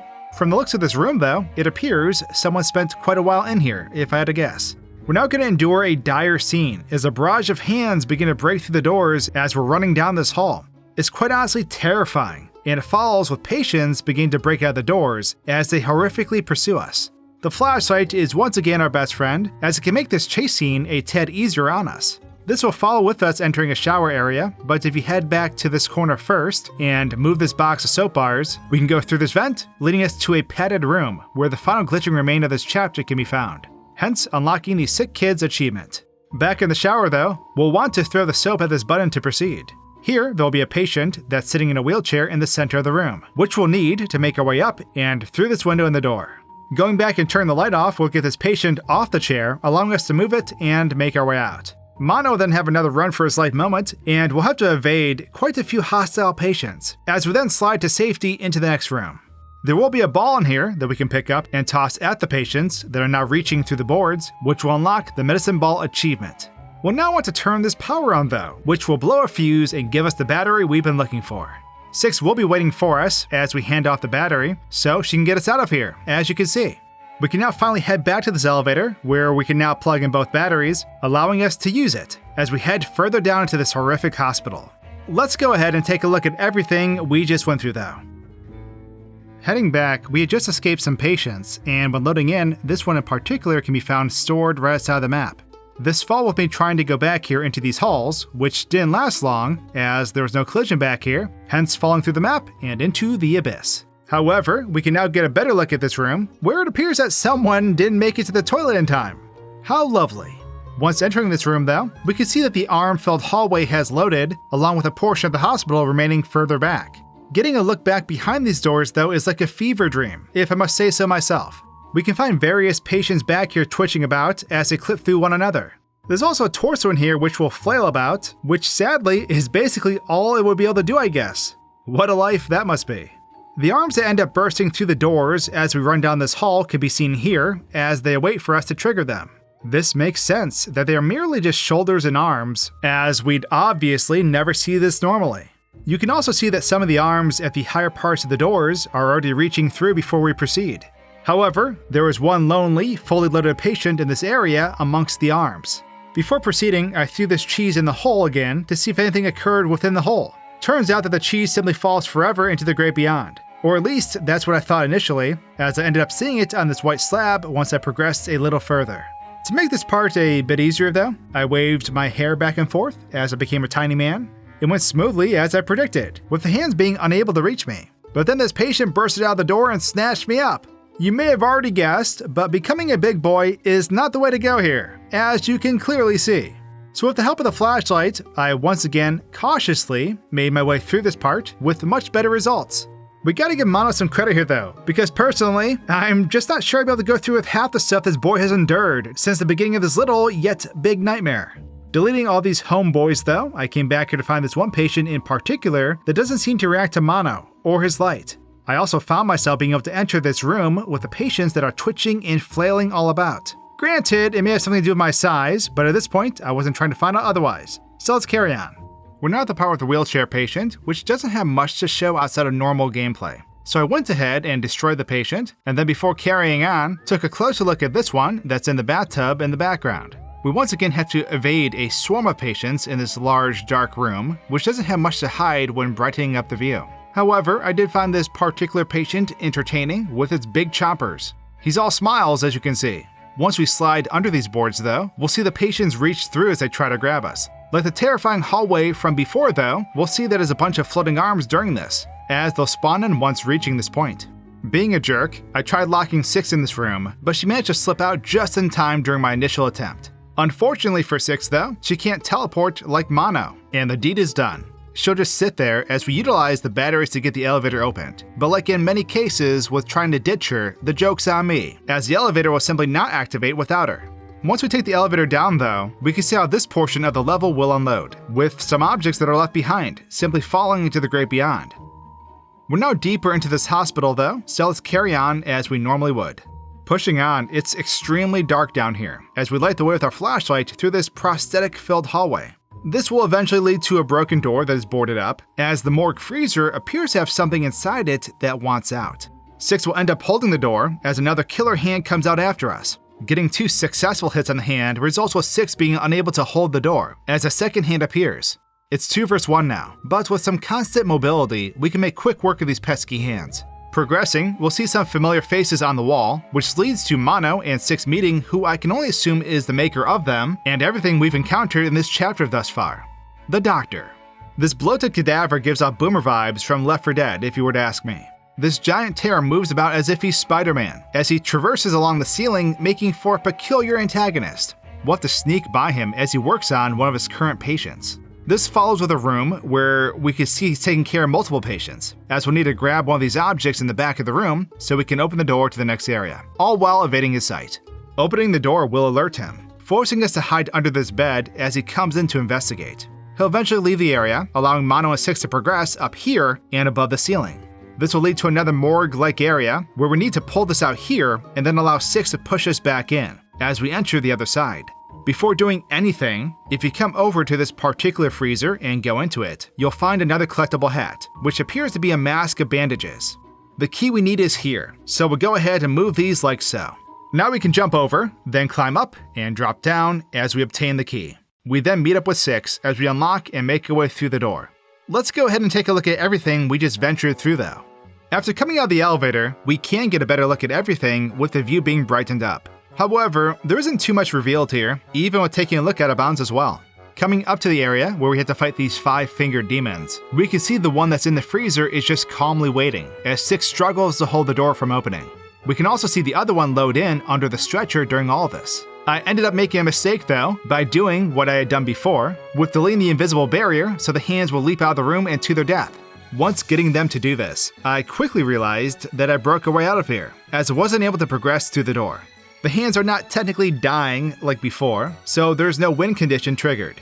We can observe them falling endlessly into this black abyss. They look like dots from here, but we can zoom way down here to see them as they fall past us one by one. However, I decide to just delete the door and move on without 6. The Doctor is, just as terrifying as you probably imagine, as you can see. Going above the ceiling, we can see his feet and legs protruding through as they move about, with the feet doing some intense stretching exercises. This particular patient that the Doctor has on the table was interesting to watch as he works on it. It has a baby face, making it automatically creepy, but we can see when he pops the head off, it actually goes inside the body of the patient. Then we'll see that the Doctor will grab a new head out of this drawer as it appears in his hand. This new head that the Doctor puts on the body doesn't come from nowhere though, as we can find it sitting out of bounds near the room, waiting to transfer to his hand. I end up getting in a pickle with the doctor as I scramble to keep away from the monster. Then 6 randomly shows up like she's gonna help or something, only for the doctor to end up grabbing me through the shelves. Getting to where we need to hit the button to open the door and progress, I decide to just delete the door, so that we wouldn't alert the doctor when proceeding. He'll remain in that room instead of coming to investigate, like we saw before. But once we get far enough, well, the room unloads, resulting with our dear large friend plummeting into the great beyond. He leaves a trail of debris as he falls, and it was hilarious to watch. Sayonara, sucker. Joke's on me though, as he reloads back in and takes this peculiar path through the next room, as he goes out of bounds and then slowly slides further back behind the level. Turns out that this doctor was a second one that loaded in though, as we can see the other one still falling way down below us. He will just chill here indefinitely until we progress, as you can see. This is what peak performance looks like, rolls and all. I deleted some doors as I progressed, finding myself still unable to pass, even with this locked door as well. The padlock will remain, but as you can see, we shall not pass. So I warped over to the key to obtain it. Like our hats in the previous chapter, when picking up the key, we can see that it too will shrink as Mono puts it on this person, eventually disappearing. However, now we can open this non-existent door and stop here, as we continue on as we normally would. We'll now head up here and into some more vents, where we'll see that we need a battery to proceed. Heading to the room where the doctor is conducting some more business, you'll see the battery we require, which is located within one of the morgue freezers. So we'll sneak Mono and 6 over to the other side of this room, where we can then get a boost from 6 to enter. There's a patient here who's hooked up to a heart monitor. The patient is heavily breathing behind a hospital curtain, and looks like yet another miserable creature within this game.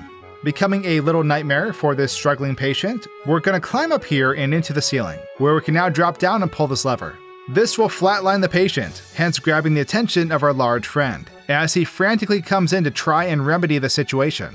Successfully hiding under this rack will allow us to slip by, and back into this room where we can now retrieve this battery.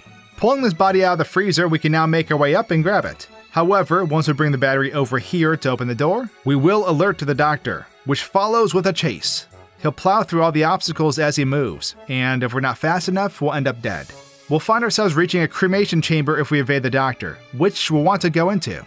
The scene gets claustrophobic real quick, but if we act fast and make our way back out, like so, we can trap the doctor within. Now, we could turn it on and torch this fool, but if you decide not to and proceed with taking the elevator, you'll be granted the achievement, First Do No Harm. You also get the Hospitalized achievement for completing the chapter. So with that, let's go back for a final time and take a look at everything we just went through.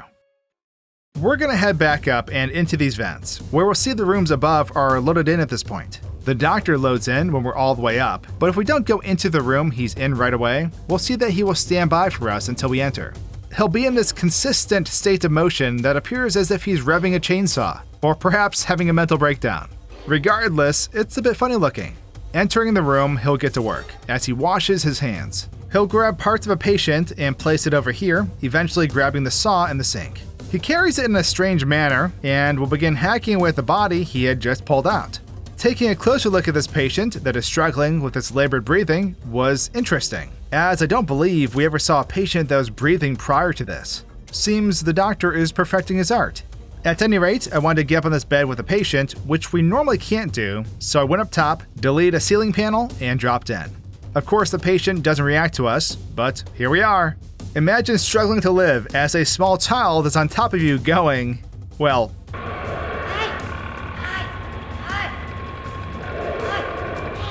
like that. I imagine parents can relate to this. However, I went ahead and tried to get off the bed and thought I may have gotten myself stuck as I floated about. This was probably due to deleting the current though, if I had to guess. Pulling the lever, I went ahead and warped over back to this room to get a head start on the doctor. However, this resulted with, soft locking the doctor? We can watch as the patient flatlines and essentially dies, since the doctor didn't come over and pull the lever back up. He just remains in this frozen state, not moving at all. It could have had something to do with slowing the game down, but I can't be certain. Even 6 is confused with what's going on, as she panics and begins moonwalking in place. However, the doctor pulled a fast one on me, as he awakens from playing possum, ultimately tracking me down and capturing me. So this time, I let him tend to his patient, which is funny looking to see. Obviously, this makes sense, as the curtain should be here. Nevertheless though, still terrifying. So I deleted the patient to further frustrate our large friend, and went ahead and grabbed the battery. Putting the battery in, we can see him teleport back to this position, which then prompted me to teleport up in the ceiling where the patient is. Normally at this point he's chasing us. However, once the chase sequence began, he knew exactly where I was, as he did a 180 and beelines right for me. Joke's on him this time around though, as it appears he's unable to get me up here, thankfully. Whew. He'll just hilariously hang there like a cat, frustratingly trying to cough up a hairball. He will track me up here briefly once I start moving, but he ended up going back into the other room where he starts playing possum again. I pull the lever for a second time, thinking it may crash the game or something, but nothing happens.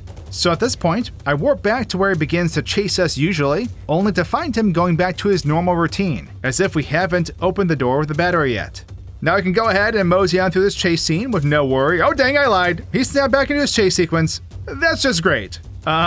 So I unfortunately ended up doing this chase scene again, with 6 hilariously showing up out of nowhere toward the end of the chase. What I found interesting though, is that once we get the doctor inside the cremation chamber, we can see the doctor clip out of the chamber as it goes behind it. He'll sit here momentarily, but eventually will disappear. You can see the door banging still though, with no sign of the doctor anywhere. So I went ahead and lit the flames within, where we can see a warm glow of light that's inside, as 6 enjoys the deathly heat. Yet another red flag, perhaps? The deed is done though, as we've reached the end of Little Nightmares 2, Chapter 3, The Hospital. The Pale City awaits us in Chapter 4. We had just got done cooking the doctor in a crematory, which followed with taking this elevator as we entered Chapter 4. Exiting the elevator, we'll make our way through this lobby, which will eventually lead us to this window. Jumping out into this gloomy alleyway, as I made my way back here, I ended up getting the achievement in the palm of my hand. This is simply earned by holding 6's hand for a total of 6 minutes. We climb down this manhole, and hopefully don't do what I just did. Here we'll find the first glitching remain of this chapter, who was sitting on this ledge.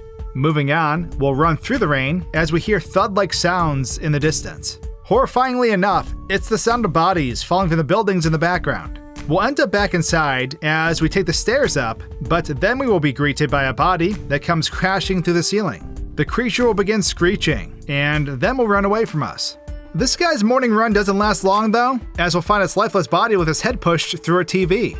Maybe he was trying to change the channel? We make our way over to another building, where we'll find another one of these weirdos peeking through the crack of a door, helping us realize that these creatures have some type of fixation with TVs. There will be a couple more we come across that are glued to TV screens, so we'll just let them creepily enjoy their shows. This will lead us to the first puzzle we'll need to figure out, which starts with getting down to this elevator as we take it up. We'll want to jump off here though and begin climbing, as we'll find where the elevator stops. It requires a key, which can be found in the next room in this desk drawer. After opening the elevator, we'll then send it back down and back up again as we jump on top of it, allowing us to progress.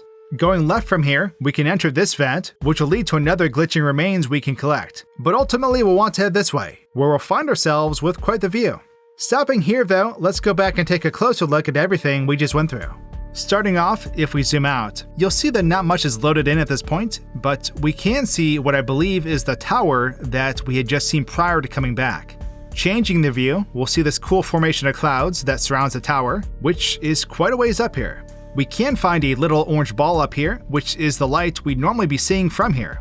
It's quite the spectacle, like something out of a fever dream, but I did notice something floating down below it.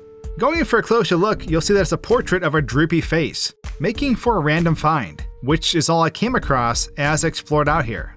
Stepping into the lobby area will, in turn, load in the alleyway up ahead. Exploring this area doesn't reveal much, as it's basically like the rest of the alleyways we've come across during this out-of-bounds endeavor. There's also more clothes that will repeatedly fall throughout the background and into the abyss. Coming down into the sewer, where the first glitching remains is, we'll see how it overall appears off camera, along with a fishing line here that only goes down so far. However, this led me to heading back up to the top of this tower as I tried to see if I could get Mono up here. The building itself had no collision, but the orange ball did, resulting with Mono being on top of the world. Going back to the player's view, you'll clearly see that it's unplayable, as the camera snaps upwards towards the ceiling. Moving on though, I took a closer look at the background areas as I progressed, with no surprising reveals. However, I did find this picture to be curious, as it appears this viewer, as they're called, has 8 eyes. Can't say I ever came across one of them that had eyes, which drove me to question the poster. What do you guys think it could mean? All I know is that they don't seem happy, as we can see these ones in particular throw themselves off the buildings as they fall to their demise. Maybe their TVs stopped working? I was trying to get a closer look at them during this, but as soon as I began to zoom in, they'd sadly unload. The boundaries for their culling range seem to be different from the objects themselves. Teleporting over here, you can see that I get the same results, which makes sense, seeing as we're obviously not supposed to be able to come back here. Moving forward though, this is where we encounter a viewer that ends up falling through the ceiling. Checking this out from out of bounds, we can see there's text up above where the viewer ends up coming from. It reads, broken planks for ceiling when TV person falls that animators can use. Move down 600 units. A developer must have left this gift for the animation pass on this area. The body will appear right next to the text as it begins to fall. Following this TV person, we'll see that once he reaches the TV that he ends up running into head first, he vanishes, with a duplicate of him appearing instead. Moving on to the next TV people that we encounter, I messed around with deleting some things and getting a closer look at them, with their faces consisting of stretched flaps of skin. Truly horrific, if you were to ask me. I was surprised to find out that they are hostile if you get too close, as they shoot these sonic-like waves at us, ultimately taking us out. It's death by screeching, which apparently only affects mono, as 6 does nothing to help the situation. Wondering what's going on behind the shower curtain with this particular TV person, I took a closer look, finding that the model isn't as detailed as the rest, which of course makes sense, seeing as we normally wouldn't be able to enjoy bath time with them like this. Zooming out though, we'll see that we're at the first puzzle we encounter for this chapter, and as you can see, there isn't much going on outside of normal gameplay here. Promptly making my way through this obstacle, we then find ourselves where we had left off. So with that, let's continue on now. So after taking in this glorious, gloomy view of the signal tower, we're gonna head up this way, where we'll end up assisting 6 with this contraption here, in turn allowing us to jump over to 6. Climbing up a couple ladders and a gutter, we'll head into this building, where things begin to fall apart. Quite literally, actually. The building will begin to shake as the ceiling slowly starts to come down. We'll want to start rushing through this part, as the ceiling doesn't hold long. It's another one of those chase scenes where we need to stay ahead, as we'll ultimately fall down and through the floor, with the screen fading to black. As mono comes to, we'll see that our flashlight is toast. 6 is trapped within the debris, hence needing our help as we pull her out. We'll find ourselves in a dead-end room that appears to be a child's room, which follows with us going down this hall. This leads us to another TV interaction that requires us to go in. However, this time it's a little different. We'll actually make it to the door this time to open it. In a pink hue, a slender man with a hat can be seen sitting in a chair, as everything begins to get intense. Once he starts to get up from the chair is when 6 rips us out of the TV, essentially saving us. You'll be able to see this thin man within the TV at this point, as he too begins to make his way out of the TV. He then pursues us for a short but horrifying chase. This will lead us into the other room that we had just been in prior to this incident. Sliding under the bed will offer us safety though. However, this does not turn out to be the case for 6, as she falls out from under the table while trying to hide. 6 then gets ripped away from us with her glitching remains being visible, only to vanish as we approach them. Heading back to the TV, we're going to want to approach it once again, as we end up taking a wild, trippy ride through this flesh-like wormhole. This follows with mono bursting out of another TV, as we've just discovered a new way of traveling. After that mind-boggling trip, we'll make our way up and out of this room, as we're going to be using these TVs on the regular now. Positioning this TV over here and then going through this door, we'll want to go through this TV once again, as we'll be able to progress. Coming up here, we'll run across the sides of these buildings, eventually reaching another TV puzzle. Coming down here is where a remote controller can be found, as we'll now be able to turn the TVs on and off, which ends up being crucial in upcoming scenarios. Pushing on though, if we drop down and immediately head back here, we'll find another collectible hat, being a postal carrier hat. Proceeding forward, we'll want to keep this hat on, as it will be needed for an achievement that's coming up. Turning this TV on though, we'll then position this cart over here like so, then TV warp back to where we were. Now we can swing across and proceed forward, as the cart we had just positioned gives us a path to cross over. Let's backtrack from here though, and check this all out from another perspective. Zooming out, where we get this lovely view, we can see how the buildings are positioned, with the void being visible down below, as the buildings further back are less detailed. If we come over here though, there is a glitching remain I forgot to mention. Getting a closer look, we can see it's jumping up and reaching towards the crates in front of it. We can see it was intrigued with these creatures that are caged up, being a combination of rats and giant moth-like bugs. Anyways, while messing around in this area, I tried warping over to the buildings in the background with no luck sadly, as they have no collision. Moving on, we'll come to the part where the ceiling ends up crashing down on us if we don't move fast enough, so I decided to sit here and see what happens as we're crushed. As mentioned previously, slowing down the game will cause Mono's model to have an exaggerated reaction to impacts, resulting with this spectacular dance as Mono flails all about through the air. It's pretty hilarious to watch, along with seeing 6 have no reaction to the collapsing ceiling. However, while we're leaping into this hole for safety, we can see how the ceiling comes down on 6, who ends up disappearing during this instance. She'll end up reappearing as we land down below, which makes sense, seeing as normally during this part, the game will briefly fade to black, hence hiding this disappearing and reappearing act altogether. We can see the TV hallway is loading in at this point though, so let's go ahead and give it an overall closer look. If you try to leave this area once the TV gets us in this discombobulated state, you'll see that we cannot leave this room. However, I decided to warp Mono out of the room in efforts to save him from this traumatic scene that's about to take place. Sadly, Mono remains in distress though, as he still has trouble moving about. So scrapping that idea, I went in head first, as I warped into the room where our tall friend was patiently waiting for us. It took a minute, with some technical difficulties, but I managed to get myself in here and was able to walk about, as you can see. The Thin Man, as he's called, is the person behind the transmission that's causing the distortion of the Pale City. He has quite the menacing vibe with his appearance. While observing him, it's fair to speculate that Mono and the Thin Man may have something in common. Hint hint, nudge nudge. I digress though, there wasn't much I could do in here with him, aside from getting stuck in the air like so. Once 6 rips us out of this dangerous situation though, if we go back up, we can see that the Thin Man will just stand there, as he'll do this indefinitely throughout this scene. However, a duplicate of the Thin Man is used here once it begins to make its way through the TV. The hands we end up seeing on the TV screen are just that, a pair of hands floating within the TV. However, once he begins to make his way out of the TV, you'll see he comes out from under the floor. I had to go back a few times here to find exactly where he comes from. Also, I realized that slowing the game down may have altered how he is coming up and out during this whole sequence. Eventually though, I found that he'll spawn in as this contorted ball as he spins up into the room, where we can then see him making his way through the TV. Like the character from Poltergeist 2, he'll stare us down as he menacingly approaches us. When the Thin Man manages to get Mono, you'll see that it almost looks like he's force choking him, with Mono eventually zipping to his hand as he sadly holds Mono up in the air right before the game resets. During a sequence where he sees 6, you'll see in a similar fashion, he'll reach out once again as he pulls 6 out of the room. Once they reach the hallway though, the Thin Man will simply disappear, as 6 disappears shortly after him. Of course, we'll see 6's glitching remains sadly vanish at this point, but looking out of bounds though, we can see the weird wormhole that Mono ends up falling through once we go into the TV.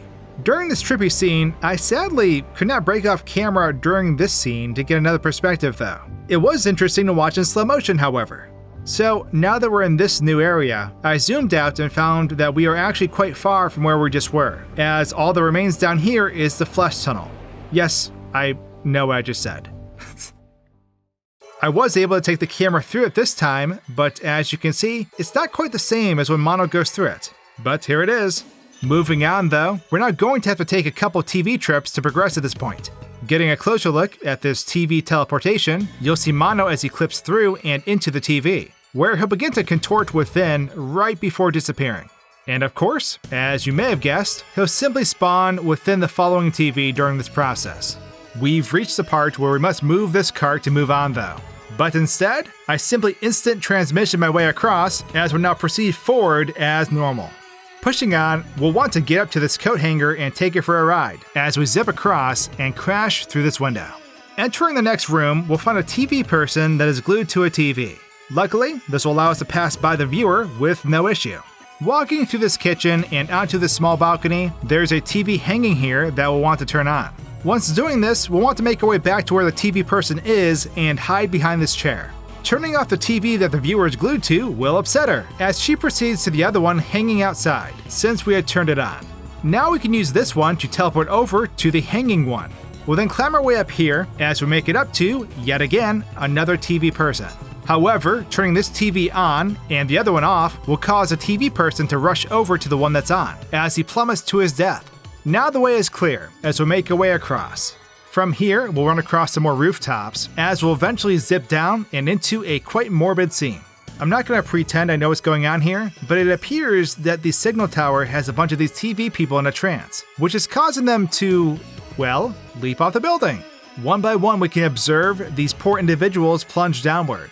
Next, we go ahead and jump down here, as we'll want to travel through this TV. Before doing so, though, you'll want to go out this window and push this TV off the ledge. Otherwise, we'd end up falling to our death. So once doing so and safely making our way across here, we can push on, as we'll now need to open this door. Removing the boards will cause the TV person that's waiting behind the door to activate, as they begin beating the door down. Backtracking to this lever as quickly as possible, you want to get ready and zap this fool, as we electrocute them once they step into the water. Let's take a closer look at everything we just covered though. Zooming up before we take this coat hanger for a ride, we'll see the current layout that's loaded in. Doing this, I notice a figure standing out in front of the room we are coming up to next. Getting a closer look, it appears to be the TV person that we end up tricking with a TV that's hanging outside the kitchen window. However, while making my way to this area, I took another look and found that this actually may not be the case. As you can see, there are two of them now. I figured this one out of bounds may have been used for a particular interaction, but found that to be an unlikely case, as each of them has minor but different features. Their faces, or lack thereof, aren't the same, along with the hair color. Coming back out and observing this scene as we perform the steps in order to proceed, you'll see that this TV person that's out of bounds never budges. Ultimately, this drove me to conclude that this out-of-bounds TV person may be an extra that they just left in, given the totality of the scene. Before continuing, there's a hidden room I missed during my first pass-through of this area.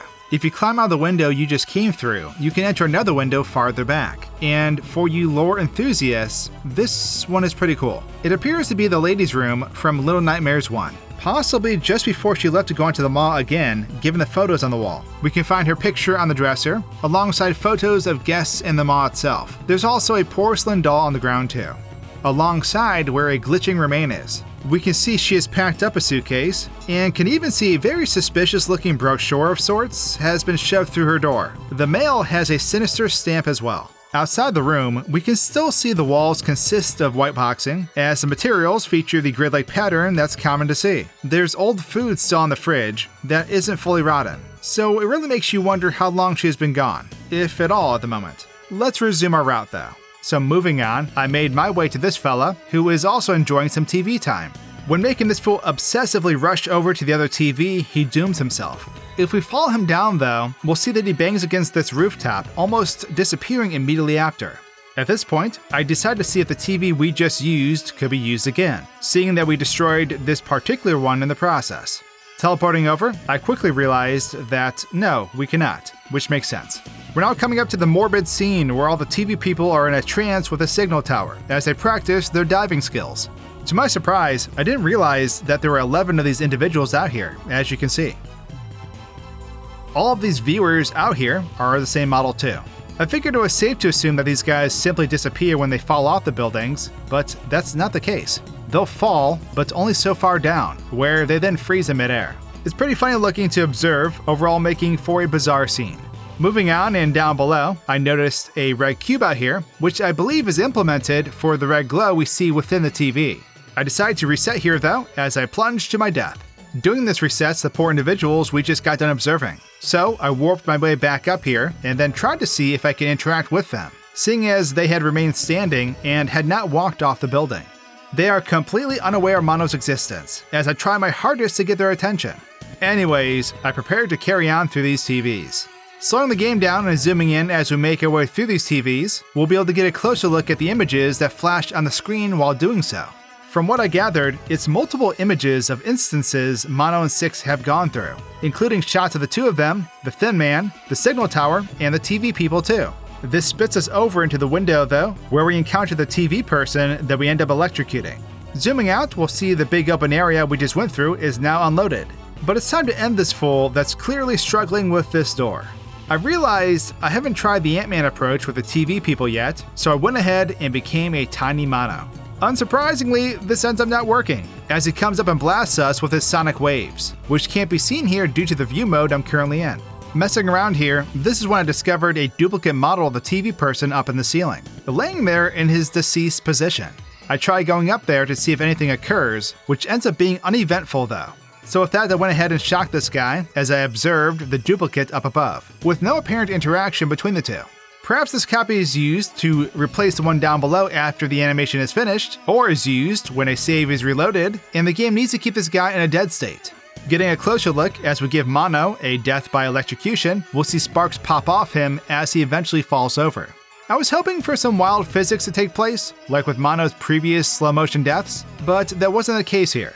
We've now cleared the way for Mono to carry on as normal though, so let's go ahead and push on. Pressing forward, we'll come to another TV puzzle which involves traveling between multiple floors. Going down this chute, we'll unclog it as we fall into a bunch of debris. There's a suitcase in here though that we'll want to open up, as there's a package within that we're going to bring with us. With this postal hat on, if you approach this door on the opposite end of the room, some hands will be present as they'll take the package from us. This unlocks the achievement Post-Industrial. Carrying on, we'll want to access this elevator and take it up. Once doing so, we'll send it back down as we go through the TV quickly, allowing us to jump on top of the elevator, hence accessing this room, where we'll continue on. This will lead us into a bathroom, where we basically have to perform another execution by electrocution, as we turn this TV off and lure the TV person over to the bathroom where the deed is done. Now we can grab this stool, allowing us to open this door that leads outside to a rather creepy sight. There's a good amount of TV people here in this alley, but luckily the TV has their attention. Carrying on, we're at another puzzle that requires this shopping cart. If we bring it over here first, we can make our way up and grab another collectible hat, being what I believe is the last obtainable hat of this chapter. We'll want to shove the cart down into the water though, allowing us to avoid an electrifying death. Not quite being able to reach the lever to shut off the power, we'll make our way into this next room where we can find a way up and out to the lever. Once shutting the power off, we can then move the cart over to this area where we'll need it. After turning the power on, of course, as the TV can't turn on otherwise. Doing all of this allows us to escape and move on from this area though. Jumping up and out of this window, we'll see a bunch of TV people lingering about. Turning this TV on and this one off will allow us to proceed forward. However, it also triggers a frantic chase, as we've upset these viewers. Staying mobile, we'll want to make our way through the store, which leads us to a TV that we must go through quickly, before getting devoured by our faceless friends. We're now safe, temporarily of course, so let's go back and take another look at all of this from behind the scenes. So zooming out, we can get a look at this elevator puzzle area we had just gone through, which leads us to taking a closer look at the male recipient, being a pair of legs and hands, with one leg appearing to be broken. Not much is known about this slender-looking individual though.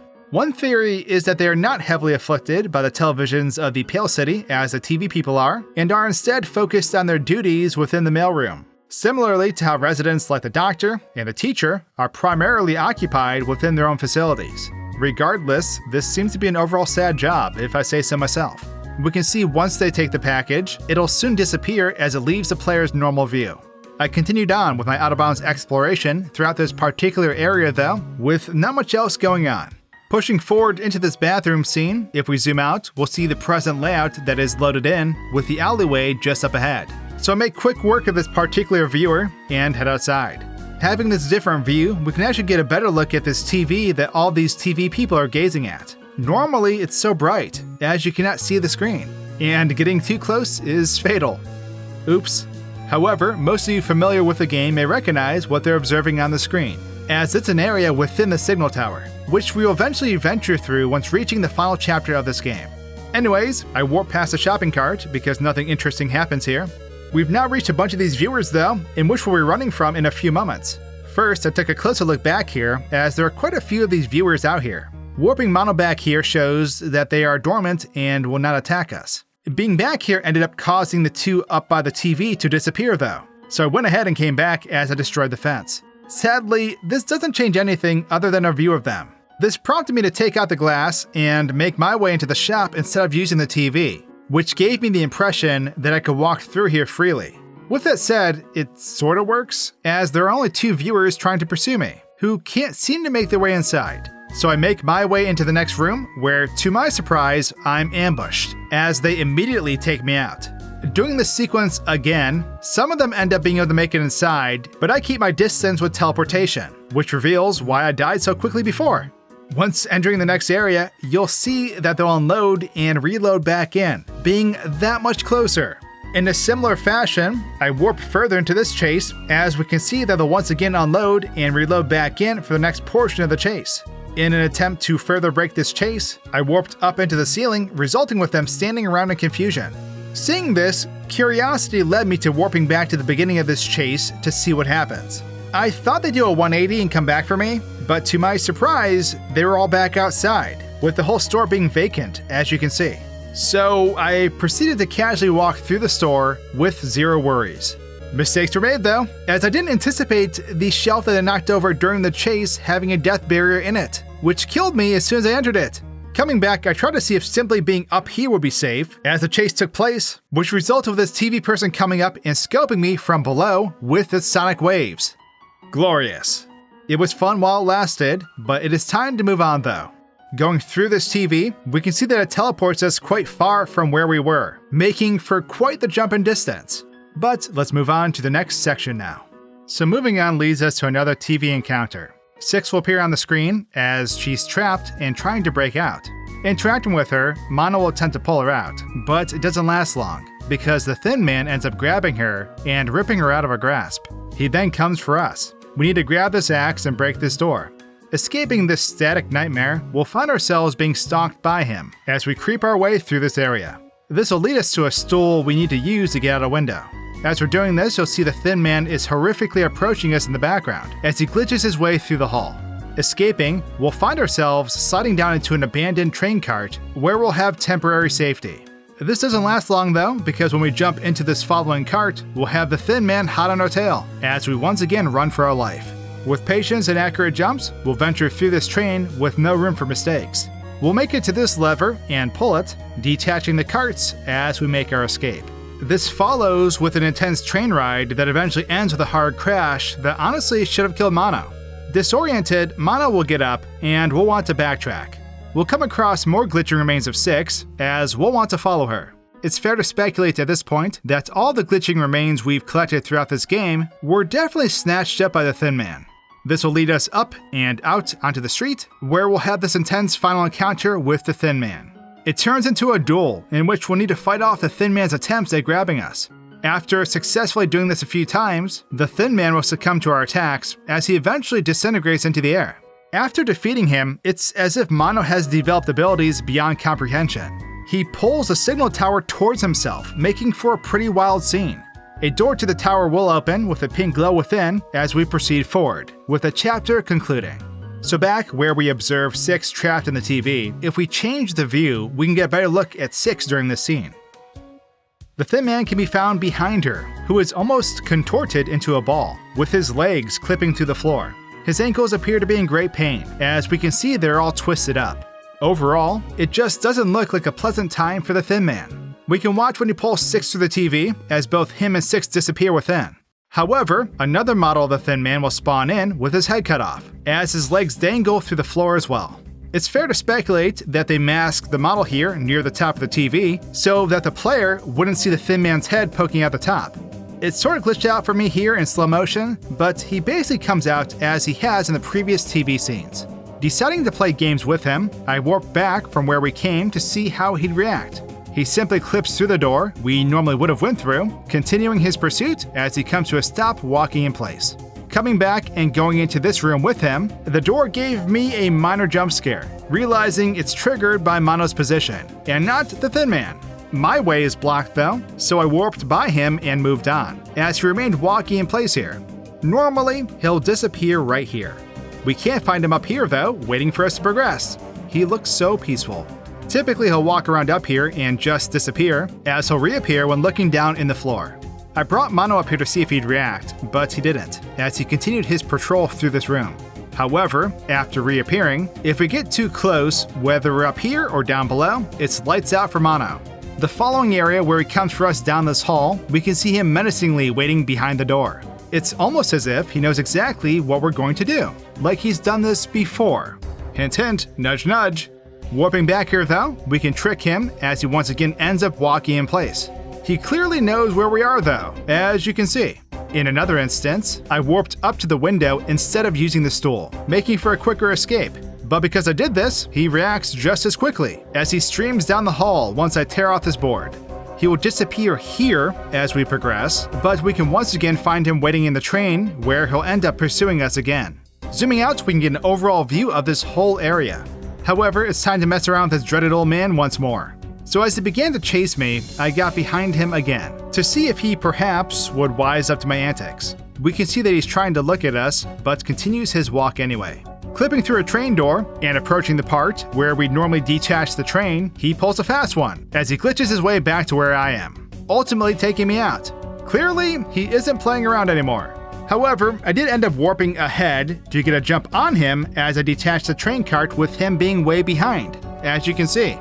This doesn't really affect the outcome of this instance though. In another attempt, I just skipped the whole train sequence itself. Warping over here, I found myself being able to continue on as normal. But as soon as I climbed up here, Mono went into his hurt state as he began limping. When you usually take the train and all that, we can see the thin man will just turn around and stand in this doorway indefinitely. Warping back here, he'll just continue to stand here, as we can roam freely. It's now time for us to make our way up to the final fight scene though. Moving the camera once we get up here, we can see that there's another signal tower to the left. This fight scene is intense though, which happens to be one of my favorite points in the game. However, not much occurs here outside of what we typically see, so we'll go ahead and blast this fool from existence. Now, this part, where we end up pulling the signal tower towards us, is pretty neat though. Zooming out and watching this from this perspective, we can see how the signal tower and all the buildings will come at us, with some of the buildings squishing together almost like an accordion. The buildings appear to be all grouped together and are getting scaled as a group, while the ends of the city accordion retain their shape. I suppose they could be scaling up individually as the whole package is scaled down. But with that, Hatless Mono has survived the Thin Man, and that is everything I found behind the scenes of Chapter 4, The Pale City. Our adventure draws closer to an end as we press on into Chapter 5, The Signal Tower, and enter this ominous door. Starting off, we'll run down this oh-so-familiar hall where we'd expect to see the Thin Man waiting behind this door. However, like I said, he's currently out of the picture, and instead, we'll find ourselves in this trippy dreamscape-like building that has a lot of doors, as random objects can be seen floating about. Approaching this door will end with it shutting on Mono, as this door to the left opens. Walking through the doorway will intensely warp us up above where we just were. Mono is going to get his steps in today, as we make our way up these stairs, warping into a completely different area. This is going to be a repeating theme, as we're going to want to follow the sound of the music that's being played, essentially identifying the correct doorway we must take in order to proceed. I can't help but reflect on how cool this entire sequence is overall, with the aura of it, music, and so on. There are slight obstacles we'll encounter while traversing through these doorways, like this door we'll need to open from one side and run through the other, along with this particular hallway where we need to push down a board before seeking out the doorways in which the music is coming from. In the totality of it all, we'll find ourselves heading up a final set of stairs, which leads us to, well, the source of the music. Let's rewind here though, and take another look at everything we had just gone through. From where we began, if we go ahead and zoom out, we'll see the entirety of what's currently loaded in, with the door and stairs room standing out the most. It's pretty interesting to check out, as we'll also be able to see the next area in which we'll be heading to, once taking that door that opens for us. I did happen to find a random wagon that was floating in place out of bounds, with not much else taking place though. It was very fascinating to get an overall look at this main area, as we can see it goes quite a ways up. Needless to say, it's probably a good thing that Mono is unable to look down while making this climb. That is, of course, if heights is on his list of nightmares. I tried getting Mono onto some of these floating objects within here, but quickly realized that they have no collision. Therefore, nothing for Mono to warp onto. Trying to get onto the lips of these doorways was also a bust, as Mono simply slid right off of them and fell to his death, making for a glorious F in the chat. Looking through the door that leads out of this area, we'll see it actually doesn't lead to anywhere though. This is something we can barely see in normal gameplay, but once approaching the door, if we stand here and go off camera, we can actually find another copy of Mono, which is where we end up going once we walk through the doorway. This is pretty cool to see how it's done. Doing it this way, I would speculate that it allows for a smooth transition that takes place as we go through the warp. I wanted to try and go into the room that shuts as we initially enter this big area though. So I warped in there before the door could shut, and as you can see, we can walk around in here. However, as soon as I tried to leave the room, I hit an invisible barrier, and then the door ended up shutting on me, trapping Mono within. Moving on, we'll come up this first set of stairs, where if we stop at the doorway here, we'll once again see how Mono is technically in two places at once, as the second awaits for the player to walk through. I tried warping over to this hallway where the other Mono was, which ended up having no collision though, as I fell into the void. Oops. We can, however, warp Mono to one of the higher staircases we end up taking, allowing us to essentially skip this entire area. Only wanting to see if it worked, I plunged off the stairs to reset the instance. Pushing forward, we're going to run to a lot more of these instances where we'll see multiples of Mono, as the main area will practically unload while traversing these halls.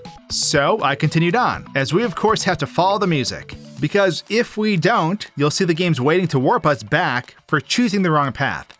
Progressing, we'll see the main area loads back in, as we continue our exploration for anything that may catch our eye.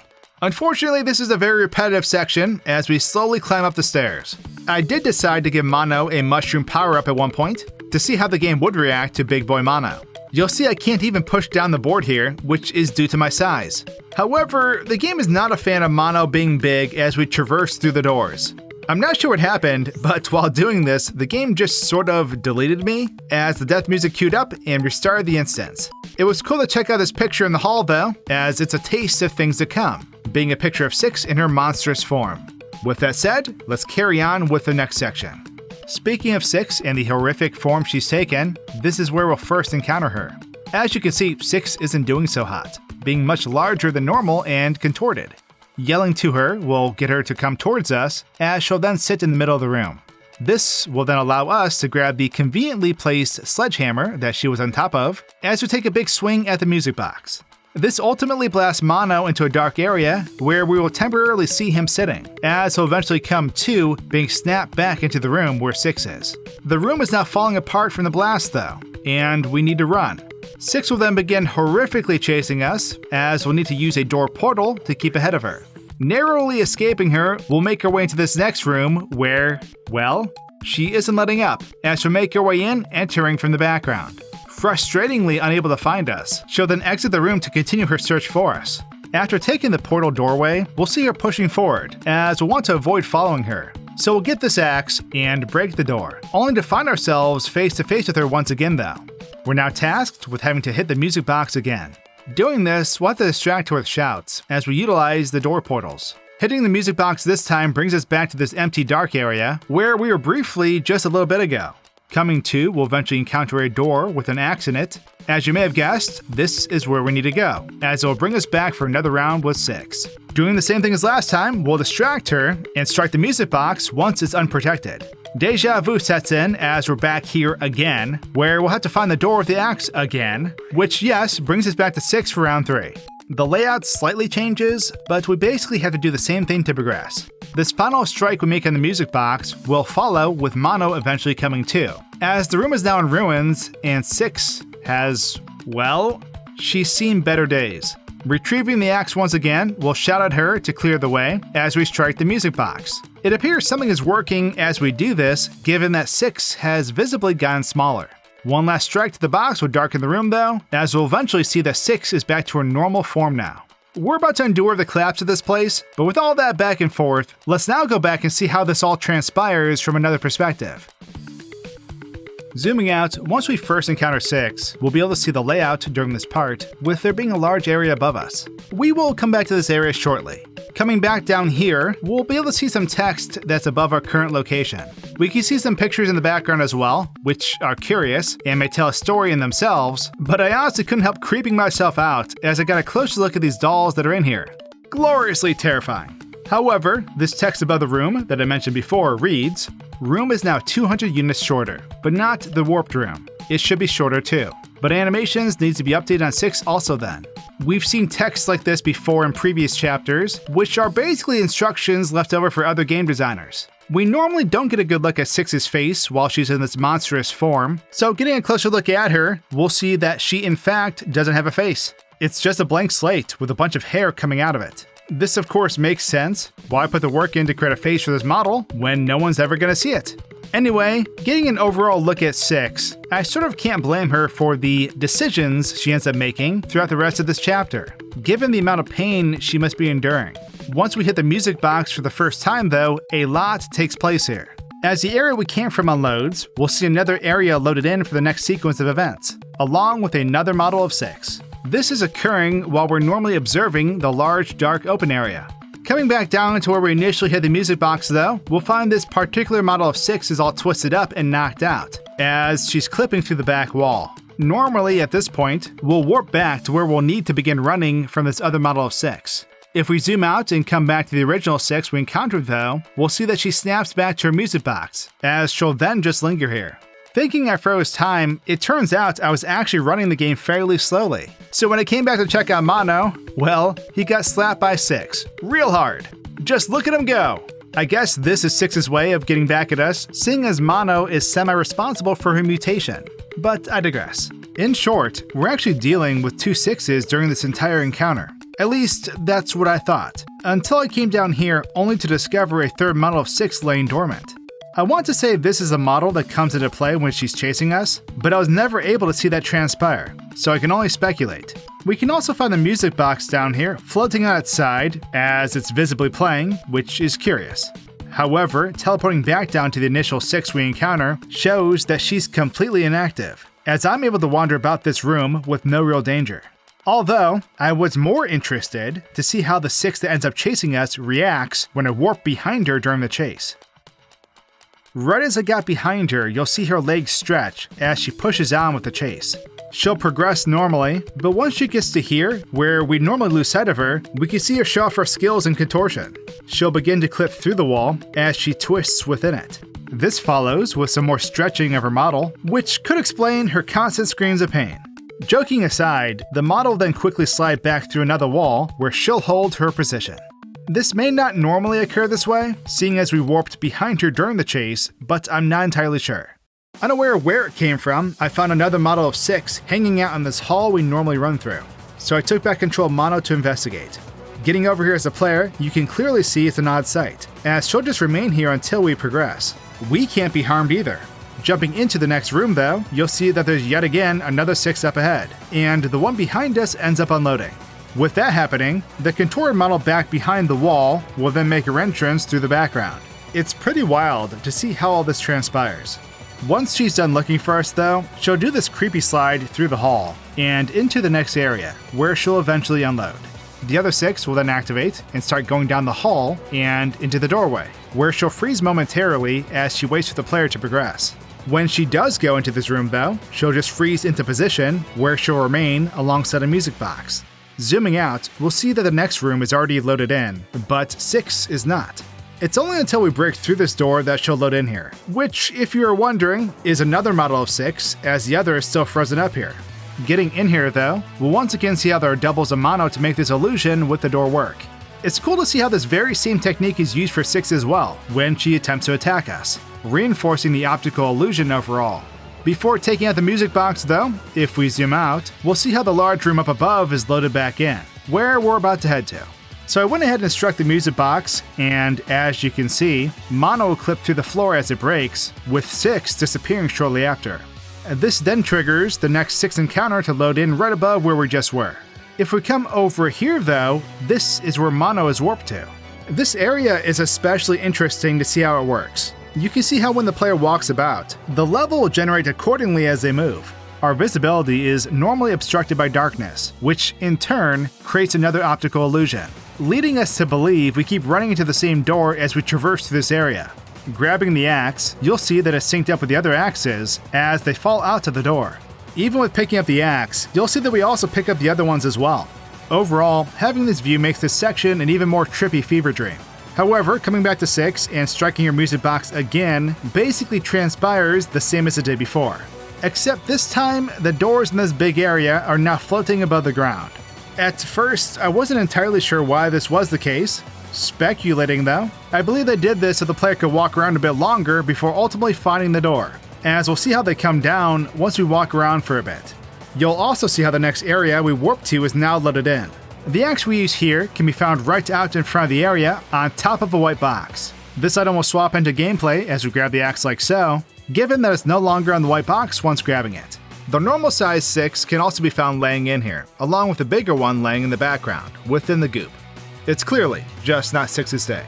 Hitting the music box in here is interesting though. Slow motion causes it to flail around in a weird manner, but watching the background, we can see how the transition takes place as 6 gets smaller once we hit the box. The smaller model will simply load in, as we'd usually not see this during normal gameplay. The bigger 6 will shrink down a little as it eventually disappears. Taking a closer look at the mid-size 6, we can see that she has her face again. So I can only imagine she feels a little better, right? However, as soon as we hit the music box for the final time, that model will unload as the normal size 6 loads in. Not gonna lie, I lost track of how many 6s we just encountered through this portion, so with that, let's continue on to the next section. So we've just freed 6 from her horrific monstrous state, and now it's time to run. The eye monster, or entity, will begin chasing us. It's nothing confirmed, but to my understanding, this is the signal tower's true form, as it grows by consuming viewers through the transmission. It would explain all the clues that can be seen as we play through. Anyway, this entity chases us into a big area where there's a long bridge we must cross. Losing our footing, 6 will get ahead of us, as we can see the bridge is crumbling beneath our feet. Leaping towards 6, she'll grab us, as Mono dangles in the air. Unfortunately for Mono, 6 decides to let go of us. Watching Mono fall, I was in disbelief during my first playthrough of this. We can see 6 will make her escape though as the screen fades to black. Coming to, we'll see that Mono is still alive, but now alone, on the surface of this eye monster. Wandering around a bit, we'll eventually find a mound of flesh that has a chair on the peak of it. At this point, it appears that the most obvious thing to do is to sit in the chair. After doing so, we'll be met with this creepy, claustrophobic cutscene, as we're now able to see that Mono is surrounded by this eye entity. The walls of this creature will slowly close in, to the point where it nearly engulfs Mono. Instead, though, we end up in an empty room, but still on the chair. I won't pretend that I know what exactly happened here, but I must say this scene was quite the reveal when first playing through. Mono depressingly sits in the chair over a long period of time. With absolutely no choice, Mono grows up to become none other than the Thin Man, where he'll patiently wait to encounter his young self with 6, essentially being a time loop of some sort. Another scene occurs, where we'll see 6 jump out of the TV. A glitching remain of herself will then appear, as it looks over at the piece of paper, which foreshadows 6's adventure that takes place in the first game. It'll then disappear, as 6's stomach gurgles, with the credits rolling shortly after. It's now time to take a final look at everything we just endured. So we'll see when the eye monster is chasing us, that we can do the same thing we did with Monstrous 6, as I warp behind it during this chase. Leaving 6 to fend for herself, I begin following this flesh wall. However, 6 somehow shows up behind me as well. She eventually stops following, as I could only assume it's because we're not supposed to be back here. Coming to a stop, it appeared that I may have soft-locked the game, as there's nothing else loaded in ahead of the eye monster. It didn't last long though, because as soon as I took back control of Mono, I was immediately killed, hence restarting the chase. So I ran through the chase this time, but as soon as I got to the doorway that leads to the bridge area, I decided to break off and pull a fast one on 6. I ended up warping to the other side of the bridge to safety, where I'm in fact able to walk about. However, the progression of the game halts, and if we look over here, we can find that 6 is in a T-pose, as she floats in this position indefinitely. Who's getting left behind now, sucker? Time to do exactly what 6 did to us, and ditch her, as we leave this nightmare now. Unfortunately, and as you may have guessed, that's not how this works, as we enter this white and blue room for a brief moment, which ends abruptly, as I fall to my death. Unglorious. Trying to warp over here as make the jump doesn't work sadly, so unfortunately, we're going to have to watch Mono get betrayed once again.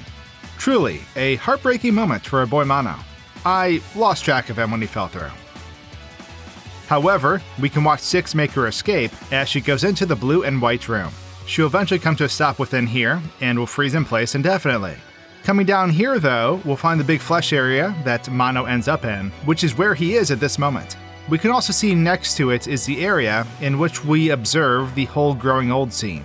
We will get back to this place in a moment though. This eyeball monster area has similar functions as the door area we encountered before, except the mound of flesh with the chair that we eventually find is actually under the map at this moment. I tried getting Mono down here to see if the game would react in any way, but as you can see, it's difficult to navigate. I did manage to get him in the chair, but nothing occurs when doing this. Walking through this fleshy area, we can see how the walls in the background will get closer as we progress. Eventually the mound with the chair will be transferred from below to the surface of this room. I went back down below to confirm the mound and chair were gone, and found a single eyeball down here just chilling in the void. However, once we get into the chair, we can get a better look at how this whole area consumes the space around Mono, as it closes in slowly but surely. This is when Mono is warped to the room with the chair, which I apologize in advance because the game started lagging a bit here, as I had trouble accessing the camera. After sorting it out, I came back to the monster area where we could find the chair we were initially in all by its lonesome, surrounded by these creepy eyeballs. It's now time to get a better look at Mono's age progression though. Seeing as the game usually fades to black while he grows up, we'll see that the model simply changes in an instant. Getting a closer look, we can see his age hasn't changed much, but clearly he's bigger. We can also find the original Mono stored underneath this area as it plays out, which is the only model that's placed here, as the others vanish once they leave the chair room. You'll see the chair gets bigger as well when Mono does. I have to say though, this particular model of his age progression made me uneasy. He's clearly bigger, but seeing his face, which we normally can't, makes him appear as an old baby man. You can clearly see that he's been through the grinder, and that he's seen some stuff. The next transition is more familiar, as he's becoming older, and looking much more like the terrifying Thin Man. I'm curious as to where he found a comb for his hair, or even the clothes, now that I think about it. Perhaps the eye entity is giving him the clothes, which belong to the viewers that it has been consuming. Definitely food for thought. In Frieza fashion, he'll get to his final form, as the room around him gets smaller as well. What a miserable life this must have been. No wonder he wants to destroy 6. Moving on to the last area before the credits, we'll actually find that Mono is here as well. We can see how 6 is standing by as her model waits behind the TV. This room wasn't accessible with Mono due to the extreme lag I was experiencing, but I did manage to break the sequence of this whole part though. I tried warping to the chair before triggering it in the eye room, which resulted with the cutscene activating. I was able to move for a brief moment, but eventually lost control as the scene played out. When I tried warping into the room with 6, in short, I died, which caused the game to reset me back to the last checkpoint as the credits rolled. This was my sign that we've reached the end. And with that, we've completed this out of bounds journey through the entirety of Little Nightmares 2. I do hope you all enjoyed this, and I'll see you in my next video real soon. Cheers!